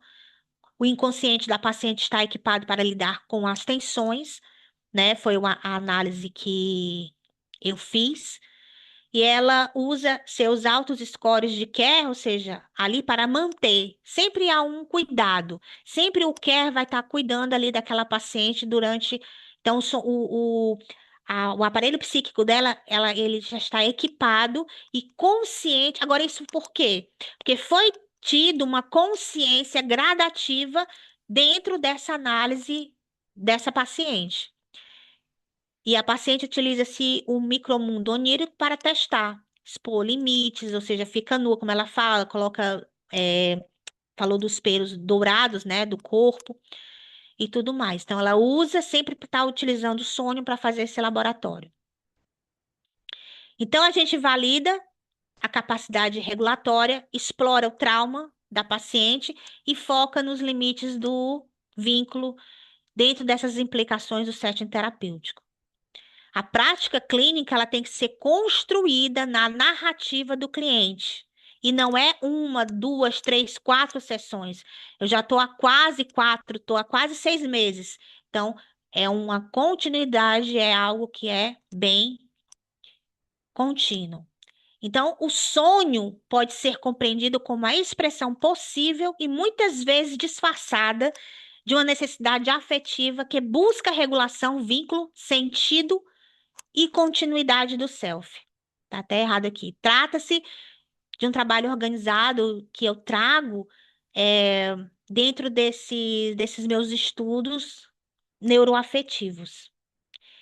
E todo esse meu trabalho, ele se resume ao olhar integrativo, que é o olhar, que é o espaço seguro que eu trago para as mulheres, onde eu me disponho a escutá-las, a, a cuidar desse, desse universo emocional feminino que muitas vezes é deixado de lado, porque a gente se envolve com tantos papéis que a gente acaba se deixando de lado. E eu abri esse programa terapêutico, trazendo toda essa minha expertise, todo o meu conhecimento e dentro dessas capacitações para que eu pudesse não só trabalhar a partir de mim, como eu pudesse trabalhar, levar o conhecimento para os meus alunos e para as mulheres que eu lido, que eu trato, que eu cuido, que eu oriento, né, através das terapias. E esse é o webinário. Eu espero que vocês tenham compreendido a proposta que eu trouxe junto com o Eduardo, porque é justamente o que eu aprendi e aprendo todo, e sempre eu estou junto, né? Não, sempre quando dá uma oportunidade, eu estou ali me especializando, me capacitando, porque eu acredito que, enquanto psicanalista, enquanto neuropsicanalista, a gente precisa sempre estar estudando e honrando aqueles que nos abraçam, né? E o Eduardo é uma das pessoas que me abraçou enquanto aluna, enquanto colega de profissão, e eu acredito que é dessa forma que eu posso devolver para ele, mostrando que eu aprendi com o Eduardo, eu desenvolvo as minhas técnicas, e quando na minha dúvida eu vou correndo ali, Eduardo, tira a minha dúvida, vamos marcar uma supervisão, eu preciso aqui estar trabalhando essa situação, porque eu acho que assim é que a gente deve seguir a nossa vida profissional acadêmica também. Obrigada, Eduardo. E tô aberta aí, né? Se tiver alguma dúvida. Eu não sei nem que horas são, Eduardo, Não, são, sinceramente. são 8h30, um horário muito bom. Márcio, eu acho que primeiramente eu gostaria de parabenizar, foi uma apresentação muito estruturada, assim, muito clara, a gente fez um percurso, né, da onde vem, eu acho que é muito importante a gente sempre entender não só a etimologia da palavra, mas a Que dá etimologia para da tirar ideia, aqui, né? Acho que dá da, para tirar aqui. a O... etimologia da ideia do que significa o sonho, né, atravessando esse percurso histórico até chegar à atualidade. E aí hoje, né, por que que a gente faz esse percurso? Para entender que a gente tem uma validação empírica para pensar o sonho, não apenas no misticismo, não apenas no achismo. E eu acho que a escala que você trouxe com o método Zurich trouxe uma consolidação muito significativa. Porque, por exemplo, você começa a narração do primeiro sonho contextualizando que há um trauma. Há um trauma, aconteceu aos 20 anos. Se há um trauma, há um sistema psíquico ativado. Isso a gente já pode contextualizar, porque a tendência é que o cérebro esteja pronto para lidar com um possível trauma, né? Então tem um buscador por natureza ali. E aí você consolida, conecta essas ideias da escala NPS, que é um curso que a gente fez, os afetos em si, dentro do método Zurich, né? Que é o processamento da codificação em cima dos afetos. E aí você percebe as modificações dos afetos e para mim, assim, eu sou um terapeuta muito do vínculo, e o que eu percebo que em todas as cenas que a paciente tem dos sonhos, acontece uma contextualização que o sonho se encerra de uma maneira, né, linear, bem tênue, e eu Exato. acredito que esse elemento de, sei lá, a roupa que se confirma que é dela, o marido, a pessoa, o namorado que ela acha que não é dela e que de repente é o marido dela, eu acredito que esse papel é feito pelo terapeuta. O terapeuta insere Uhum. no mundo onírico do paciente uma figura que faz esse sonho terminar de uma maneira mais consolidada, mais segura, para que esse processo de Isso. regulação emocional possa continuar acontecendo, né? Tá certo isso? Assim, faz sentido pensar que o terapeuta exerce esse vínculo? Quiser falar um pouco sobre isso? Com certeza, e é um dos trabalhos que eu mais defendo também, porque eu acredito que a relação terapêutica ela vai muito mais além do que simplesmente olá, vamos começar aqui nessa sessão e vamos fazer aqui a anamnese. Eu acho que vai muito mais além. E não é, quando eu falo além, não quer dizer que a pessoa tem liberdade para estar mandando mensagem ou dizer, eu tô aqui desesperada, meu marido saiu de casa, o que que eu faço? Não é por aí. É deixar o espaço seguro para que a pessoa possa se sentir livre e à vontade para ser quem ela possa ser, quem ela quer ser. E aí sim ela ter segurança para quando o marido sair, ou por qualquer motivo de medo que ela possa ter, ela está lá, não, eu tive segurança, aí quando ela volta na outra sessão, olha, Márcia, aconteceu isso, assim, mas eu consegui me segurar, eu tive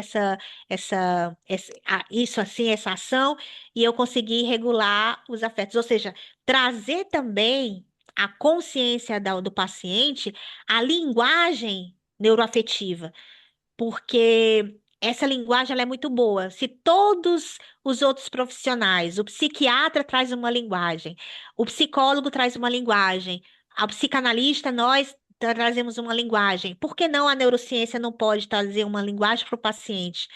Mostrar para esse paciente que ela está sendo regulada afetivamente, que ela tem condições de continuar as suas atividades de forma que mesmo com as suas dificuldades, ela pode ser regulada, ela pode continuar, ela é, pode ficar triste, se quiser ficar triste, mas ela vai saber que aquela tristeza vai regular. Porque é isso que eu tento mostrar no meu espaço, é justamente essa regulação através dos afetos. Não é porque a pessoa está com raiva e de repente teve aquele momento de raiva. Ah, Márcia, aconteceu isso porque eu não tive condições. Eu Quase que eu joguei as coisas na cara. Não, não jogou, mas teve a vontade. Não jogou, se regulou, teve uma autorregulação, então está funcionando. A questão Então, a relação paciente-terapeuta é o que começa esse vínculo é o que começa o tratamento. É o que faz chegar a um tempo e você ver a evolução e trazer novas demandas. porque é sinal de que aquilo já foi embora e as novas demandas estão acontecendo. E é porque está sendo transformada. Eu acho que o vínculo terapêutico traz a transformação da paciente, que é o que a gente mais espera. Perfeito, perfeito. É dessa perspectiva que eu penso o Zurique mesmo, assim, no sentido de que o terapeuta ele pode fazer tanto o papel do objeto, como ele pode fazer o papel do lugar, ele transita entre esses elementos que o Zurique vai codificar, né? Essa segurança está estabelecida. Exatamente. E, Perfeito, perfeito. e trazer que, dentro dessa interpretação, não foi o cachorro que estava lá, não é o pai que está com a cara do tio, não é o marido que está com a cara do namorado, mas é a própria pessoa com o seu sistema de busca necessária, dos seus afetos necessários que estão em busca, ou seja, o medo de ser traída, o cuidado de ser amparada, a busca, ou seja, com curiosidade, é ela que está vendo, é ela que está buscando, é ela que está sendo transformada. Não é. E aí, mais uma vez, eu deixo bem claro aqui. A questão espiritual, o transcendente, vai de pessoa a pessoa. É intransferível, eu falo dessa forma, é intransferível. A experiência, por isso que nós precisamos, no nosso vínculo, conhecer a narrativa dessa cliente. Porque se essa cliente, porque eu trabalho com muitas mulheres e a maioria, se não todas, são cristãs. Então, todas elas vêm com a questão não só mística, porque existe o misticismo também, mas também é espiritual. Então, o que que eu vou fazer? Eu vou trabalhar o espiritual, que é o meu material de trabalho científico. Eu vou trabalhar o espiritual e eu vou colocar ali, vou abraçar o conhecimento, a neurociência, aí eu vou trazendo todas as ferramentas que eu tenho em mãos. Então, isso eu faço tratamento disso. Então, o transcendente, que vai de pessoa para pessoa, a profecia, você acredita nisso? Eu vou entrando na história daquela pessoa. E aí sim. Mas quando acontece que é algo que precisa ser resolvido por uma questão de família, uma questão da sua construção de sujeito, aí é onde o terapeuta entra e aí por que que o vínculo é importante? Porque a partir do momento que eu trago a confiança, a minha paciente vai dizer, tá certo, realmente é por aí, eu vou começar a pensar sobre isso. E aí na próxima sessão ela vem e diz, olha, pensei tanto e realmente aconteceu assim dessa forma e eu dei uma melhorada. Ah, então realmente fez sentido. Perfeito, perfeito.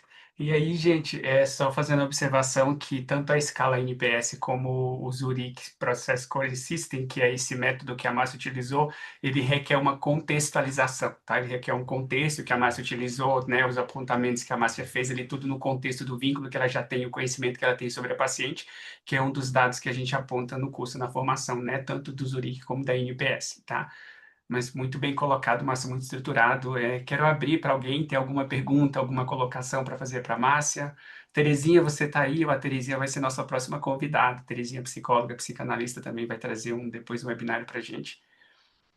Você quer trazer alguma coisa, Terezinha? Fez sentido para você? Quer contribuir com a gente? Elis, tudo bem, Elis? Seja bem-vinda.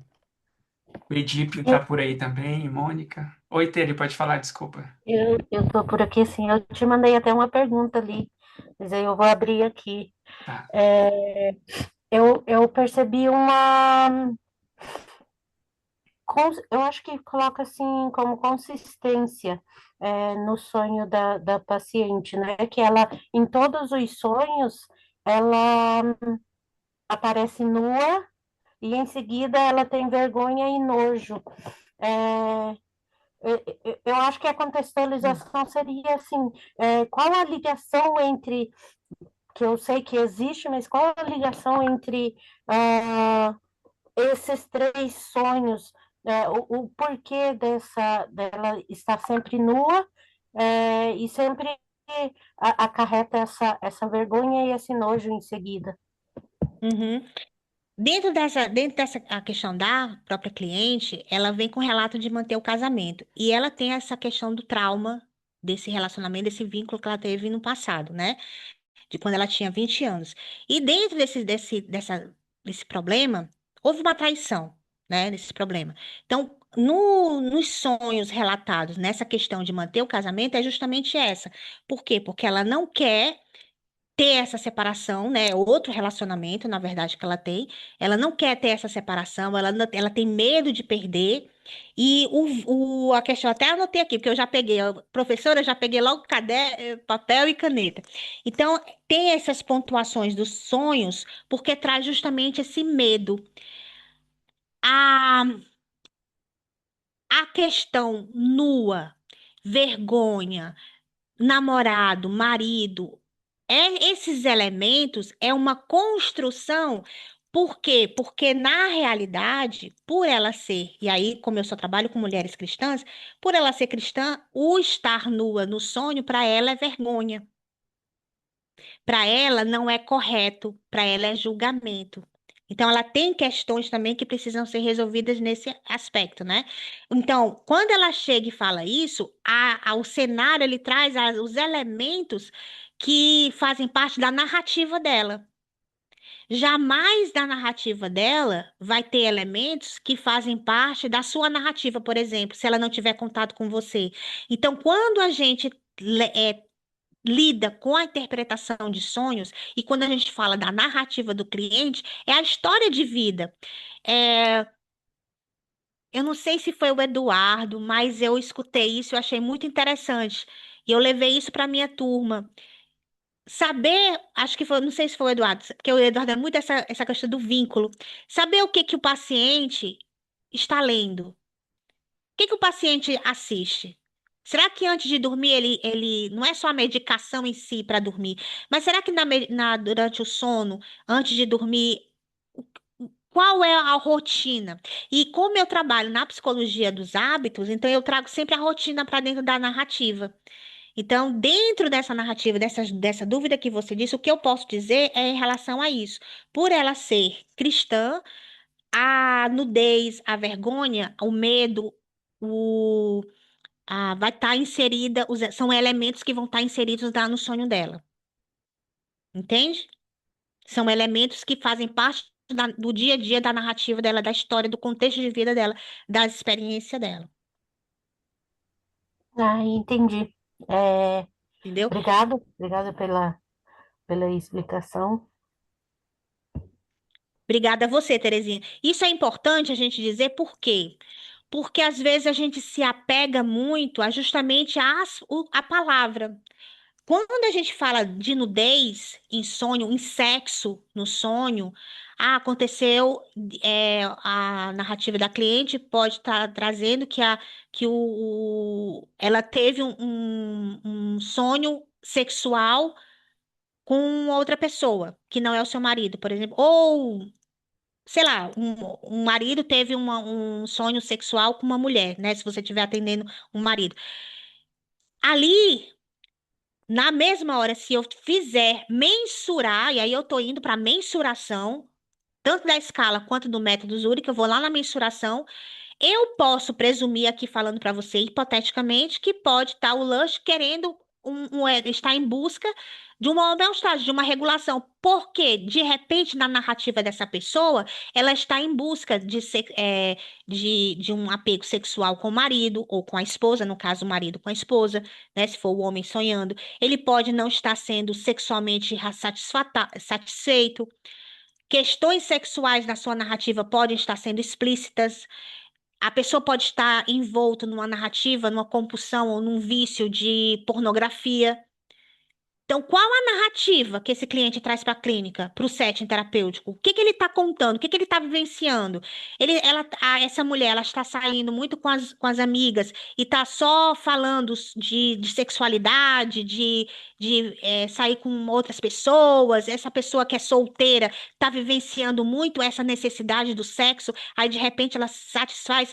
Freud não disse que o desejo é realizado no sonho? A questão está como ele é realizado. Porque os afetos eles estão buscando o quê? Uma homeostase, uma regulação. Então, o desejo inconsciente não é porque ela tem vergonha de sair, talvez, com uma pessoa num bar na sua vida desperta.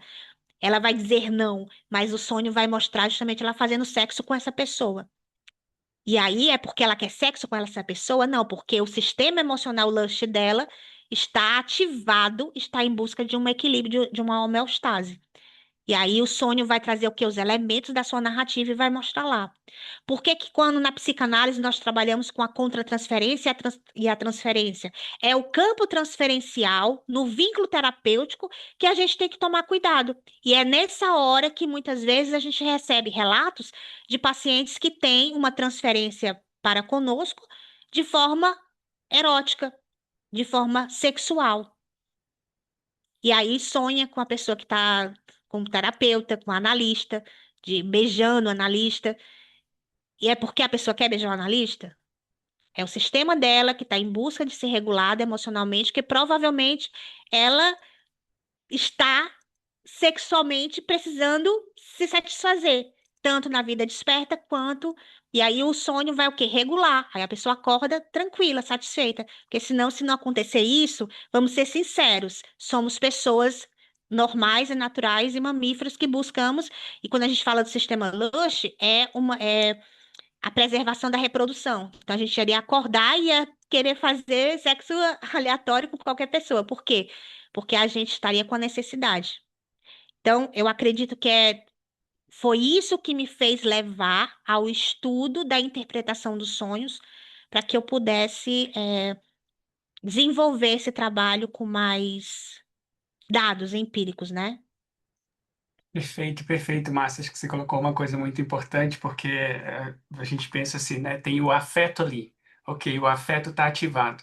Aí a gente precisa, no contexto que a Márcia inseriu, né, analisar se esse afeto está ativado pelo excesso, às vezes ouvindo falar sobre sexo, sexo o tempo todo, se ele está ativado por uma insatisfação, se ele está ativado porque a pessoa tem uma compulsão sexual e está buscando conteúdo sexual, o afeto está lá. A gente precisa, no contexto, conectar esse contexto com o afeto que está ativado, né? Muito bem colocado, acho isso muito importante. Gente, alguém mais quer fazer alguma pergunta, algum complemento? Boa noite. Boa noite, Oi, Elias. Elis, boa noite. Márcia, eu fiquei curiosa em relação ao conteúdo que você trouxe sobre os sonhos bíblicos, que você, né, falou que atende mulheres religiosas, né, Uhum, que muitas vezes, né, na Bíblia traz sonhos, né, de faraós, enfim. uhum. Na clínica, quando elas pontuam isso, como é que você consegue relacionar isso com o que nós sabemos da neuropsicanálise? Uhum. É que até mesmo os sonhos que a pessoa traz, né? Nesse contexto dos sonhos que a paciente traz, e que não deixa de ser uma pessoa religiosa e ela tem conhecimento desses sonhos da Bíblia. Como é que você faz essa correlação? Ok, obrigada, Elis. É, a gente, enquanto profissional na clínica, a gente tem que sustentar essa construção dentro dessa narrativa. Então, como eu disse, por eu trabalhar com o mundo cristão, principalmente voltado para as mulheres, eu vou sempre estar trabalhando com uma missionária, eu vou sempre estar trabalhando com uma pastora, sempre vou estar trabalhando com uma pessoa realmente da igreja ali, uma mulher, né, de fé. E sempre vai haver essa dúvida para não virar um misticismo e não virar algo que possa dizer, ah, não, isso aí não é verdade, isso aí que você está sonhando não é profético. Então, eu tenho que sustentar, até porque eu estou trabalhando a construção dela enquanto sujeito.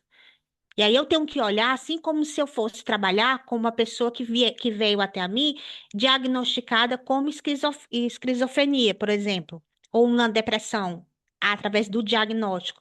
Eu tenho que olhar para essa mulher dentro dessa identidade, dessa construção, acompanhar o sonho dela, e a minha preocupação não é saber se é profético, a palavra profética, ou se é uma coisa aleatória. Eu tenho que sustentar ela enquanto identidade para que eu possa trabalhar os afetos. O meu foco não é se ela acredita, se é futuro, se ela está sonhando no apocalipse ou se é algo. Não, eu vou saber o que está qual afeto dela está gritando. E aí eu vou regular o que que ela precisa trabalhar. Ela veio para a clínica por quê? Por que que a gente trabalhou com um sonho e se esse sonho é profético? Ela está com medo do apocalipse? Eu vou colocar aqui uma ideia, tá? Ela tá com medo do fim do mundo, e aí ela sonha com o apocalipse, assim, e eu tô com caneta na mão porque eu tô escrevendo.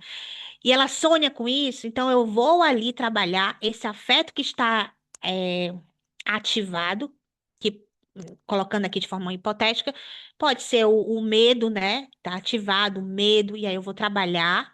E ali eu vou sustentando a construção dela enquanto sujeito. Jamais eu vou entrar, dizer que é ou que não é, dizer que é certo ou que é errado, ou dizer que eu estou certa e ela está errada. Muito pelo contrário, eu vou ali sustentando, porque a sustentação do terapeuta é que vai levar a uma evolução terapêutica para essa pessoa. E não se é profético ou se não é profético. Entende aonde é que entra o espiritual? Nós não lidamos com a religião em si. Nós lidamos com a, a construção dela enquanto pessoa espiritual. A fé dela, eu jamais posso entrar. Até porque eu não trabalho com a fé, apesar de ter fé. Mas eu trabalho com a questão empírica. Quais os dados dessa mulher? Talvez a questão do medo dela, de um sonho profético, não seja nem um sonho profético, mas seja algo que está lá atrás, enraizado em alguma questão da sua vida familiar, da sua construção como filha, como eh, na sua infância, algo que precisa ser trabalhado lá atrás. Entende, Elis? É assim que eu lido. Entendi. Muito obrigada. Perfeito, perfeito, Márcio. Eu acho, e, de novo, assim, pensando no vínculo, eu sempre penso, né, que se tem um afeto desregulado, esse afeto foi desregulado no contexto atual do paciente. O terapeuta, o analista, ele precisa experimentar o desconforto, fazer um movimento e ir na realidade, ir no lugar que esse paciente adoeceu para poder tirar, quer que seja, para ajudar ele a regular esse afeto, né, que desregulou naquele ambiente, seja em relação à religiosidade, seja não, né, seja não Uhum. não seja em relação à religiosidade, mas a ideia é se desregulou lá. Eu acho que é o analista, é o terapeuta que faz esse movimento de ir até o paciente, nesse sentido, para ajudar ele a regular esse afeto, né? E aí você colocou E, muito bem. e nós, a análise é o quê? A análise, ela não é a psicoterapia, ela não é o pontual, não é o sintoma em si. A análise é escutar, a análise é fazer com que, através da associação livre, através de chegar e falar, e se eu estou lidando com os sonhos, e se eu estou trabalhando os sonhos com essa pessoa, ela já vai ter mais consciência quando ela for dormir, então ela já vai ter sido psicoeducada anteriormente, ela já vai vir já consciente do que ela sonhou, do que ela não sonhou. Aí ela vai já saber a linguagem neuroafetiva que eu vou estar entregando para ela. Então, sempre a gente se coloca nessa situação de participante desse tratamento. Porque se eu não fizer isso, eu vou estar simplesmente é, lidando com a pessoa, pronto, desligou aqui o computador e pronto, eu vou. E é bom que a gente faça isso, porque eu faço isso até nas minhas aulas, eu desligo aqui e vou viver a minha vida. Mas, uma vez que eu estou ali inserida aqui na aula, inserida com a minha paciente, eu estou ali lidando com as questões dela naquele momento. E eu deixo tudo de lado e vou cuidar qual é o afeto. Então, se o meu foco são os afetos, são as emoções, então eu vou saber ali lidar com as emoções. Por exemplo, quando eu estou dando aula e que eu não trago, e a gente uma vez psicanalista você não consegue fazer sem fazer uma análise em nada que você faça. E a mesma coisa, uma vez neurocientista afetiva, você não consegue mais fazer outra coisa que não ver os afetos. Mas para não ficar muitas vezes uma terminologia um pouco diferente para as meninas, dependendo do grupo que eu estou trabalhando, eu trago as emoções, eu vou falando ali, vou fazendo uma prática expressiva, e ali eu vou fazendo uma evolução. Mas a técnica, o método que eu estou trabalhando está inserido num mapeamento afetivo. Necessariamente não precisa estar dizendo, olha, vamos trabalhar hoje o sistema quer. Então, o sistema quer, vamos buscar algo que deixe cuidado, trabalhar esse vínculo. Não, eu vou trabalhar algo mais como o último que eu fiz, que foi trazer o maternar para si mesma. Trazer o olhar da maternidade para si mesma. Cuidar, ou seja, eu trouxe o sistema quer para a pessoa, eu trouxe o vínculo para si mesma. Então, é assim que eu vou trabalhando e vou inserindo. É dentro dessa metodologia que eu sigo. Perfeito, perfeito. Eu acho que é semelhante ao que eu faço. Por exemplo, eu uso DSM e aí eu adapto o DSM ao contexto real do paciente. Tipo assim, então se eu vou trabalhar com adolescente, às vezes eu posso usar um anime para aplicar o DSM, entende? Assim, você adapta o que é o Exatamente. mais próximo da experiência possível do paciente, Isso. né? Às vezes a gente quer colocar nomenclatura, e falar muito, mas às vezes a pessoa precisa só de um abraço, nem que seja virtual. E só para deixar aqui, de repente pode até ter surgido alguma dúvida assim, a pessoa não quer falar, mas eu fiquei certa de falar isso. Todo esse material gráfico que eu fiz, eu sempre utilizo os meus assistentes, tudo aquilo que eu faço de forma virtual, a IA, né? Então, o material que você faz tem que ter muito cuidado. Qual o aplicativo, o que que você está trabalhando, porque são dados eticamente que você não pode colocar de forma aleatória num sistema que é gratuito ou num sistema que não tem um cuidado de proteção de dados, segurança de dados. Então, o que eu fiz aqui, então, todos esses gráficos que eu trouxe da paciente foram inseridos da mesma forma como eu escrevi, da mesma forma como eu digitei, da mesma forma o relatório, e eu pedi para fazer esse gráfico ilustrativo. Então, só para mostrar isso, porque e saber o que você está fazendo. Porque eu peguei os dados, eu cruzei as informações do manual que eu tenho com as informações da escala e com as informações da cliente, da paciente, juntei todas as informações e eu consigo mensurar de forma ilustrativa. E de forma didática, porque eu sou professora e eu consigo trazer de forma didática, numa sala de aula. Então, só para mostrar que você também pode fazer isso para o seu paciente, mas você precisa saber o quê? Entender o que você está fazendo, porque senão, se você achar que você pode ficar jogando num um IA popular da vida, que eu não vou citar, mas um IA bem popular da vida, e achar que você vai ter um resultado correto, se você não tiver uma hipótese clínica antes testada, escrita, analisada, pensada, quebrada a cabeça e trabalhada, ele vai te dar qualquer coisa e você vai aceitar como sendo correto. E é isso que eu defendo muito, porque eu trabalho também com a IA dentro da clínica. Então, eu trabalho também com a ética dentro da clínica. Então, você precisa saber o que você está fazendo, porque hoje em dia, se a gente não fizer isso, a gente entrega qualquer coisa para o cliente e a gente acredita que ele está bem e acaba piorando a situação. Perfeito. Inclusive, parabéns pelos slides. Os próximos da aula eu vou mandar para você fazer para nós. Ficou muito bom. Eu faço. Os meus slides são tradicionais ainda, eu uso. É, O máximo que eu uso é o Canva, mas ainda eu escrevo muito. Mas, gente, alguém mais tem alguma pergunta, alguma colocação que queira fazer, que queira colocar para nós? Não? Tudo certo? Bom, eu acho que é isso então, Márcia. Muito obrigado por essa apresentação. Foi realmente magnífico assim, poder ouvir. Eu quero abrir para você trazer as considerações finais aqui para a gente poder finalizar, por favor. ok, obrigada, Eduardo. Obrigada a todos que participaram desse webinário aqui ao vivo, trazendo as suas questões, trazendo as suas dúvidas. As pessoas que vão assistir depois, que tiverem alguma dúvida, pode entrar em contato comigo. Tem o meu site, tem minhas redes sociais, que é o Instagram. Você entrou no Instagram, vai lá na minha link da bio, você encontra tudo sobre mim. Então, o meu Instagram é @Márcia Moraes Ávila, é o meu nome. Então, você pode ir e me encontrar, me segue lá, deixa teu comentário, tua dúvida. Eu gosto de compartilhar conhecimento.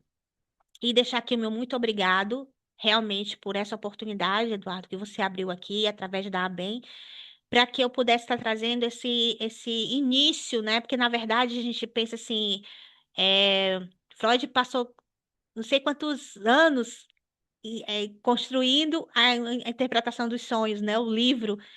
E eu, assim, tô assim, engatinhando dentro dessa minha perspectiva. E é isso, eu só tenho mais a agradecer, porque a tendência é a gente sempre buscar mais. E o que se eu não pude agregar também um pouco de valor na vida de cada um que está aqui, também para mim não ia valer a pena. Então, só tenho a agradecer, deixar aí as minhas redes sociais e agradecer a todos que estiveram aqui, inclusive a algum aluno que possa ter vindo aqui atrás das aulas, atrás do webinário. Perfeito, Márcia, muito obrigado a todos que estiveram aqui até agora conosco. E a gente vai disponibilizar esse vídeo lá no YouTube, para quem no YouTube dá bem, para quem quiser assistir e rever de novo, colocar comentário lá, tá? E eu tenho a Márcia lá no meu Instagram, para quem já me segue e quiser achar ela lá, só coloca lá, Márcia, que você encontra ela, tá? E ela posta realmente muito conteúdo legal, assim, até estratégico para quem já está trabalhando na rede social. Eu, particularmente, acho que a rede social é um ambiente muito difícil para o terapeuta, para o psicanalista, então quer algumas dicas legais, segue o conteúdo da Márcia lá, que ela traz essas orientações. Né, Márcia? Muito É isso obrigado, mesmo. gente. Até bom descanso para vocês. Excelente sábado para todos, tá bom? Tchau, tchau. Agradecendo aqui. Tchau, tchau, pessoal. Obrigada. Tchau.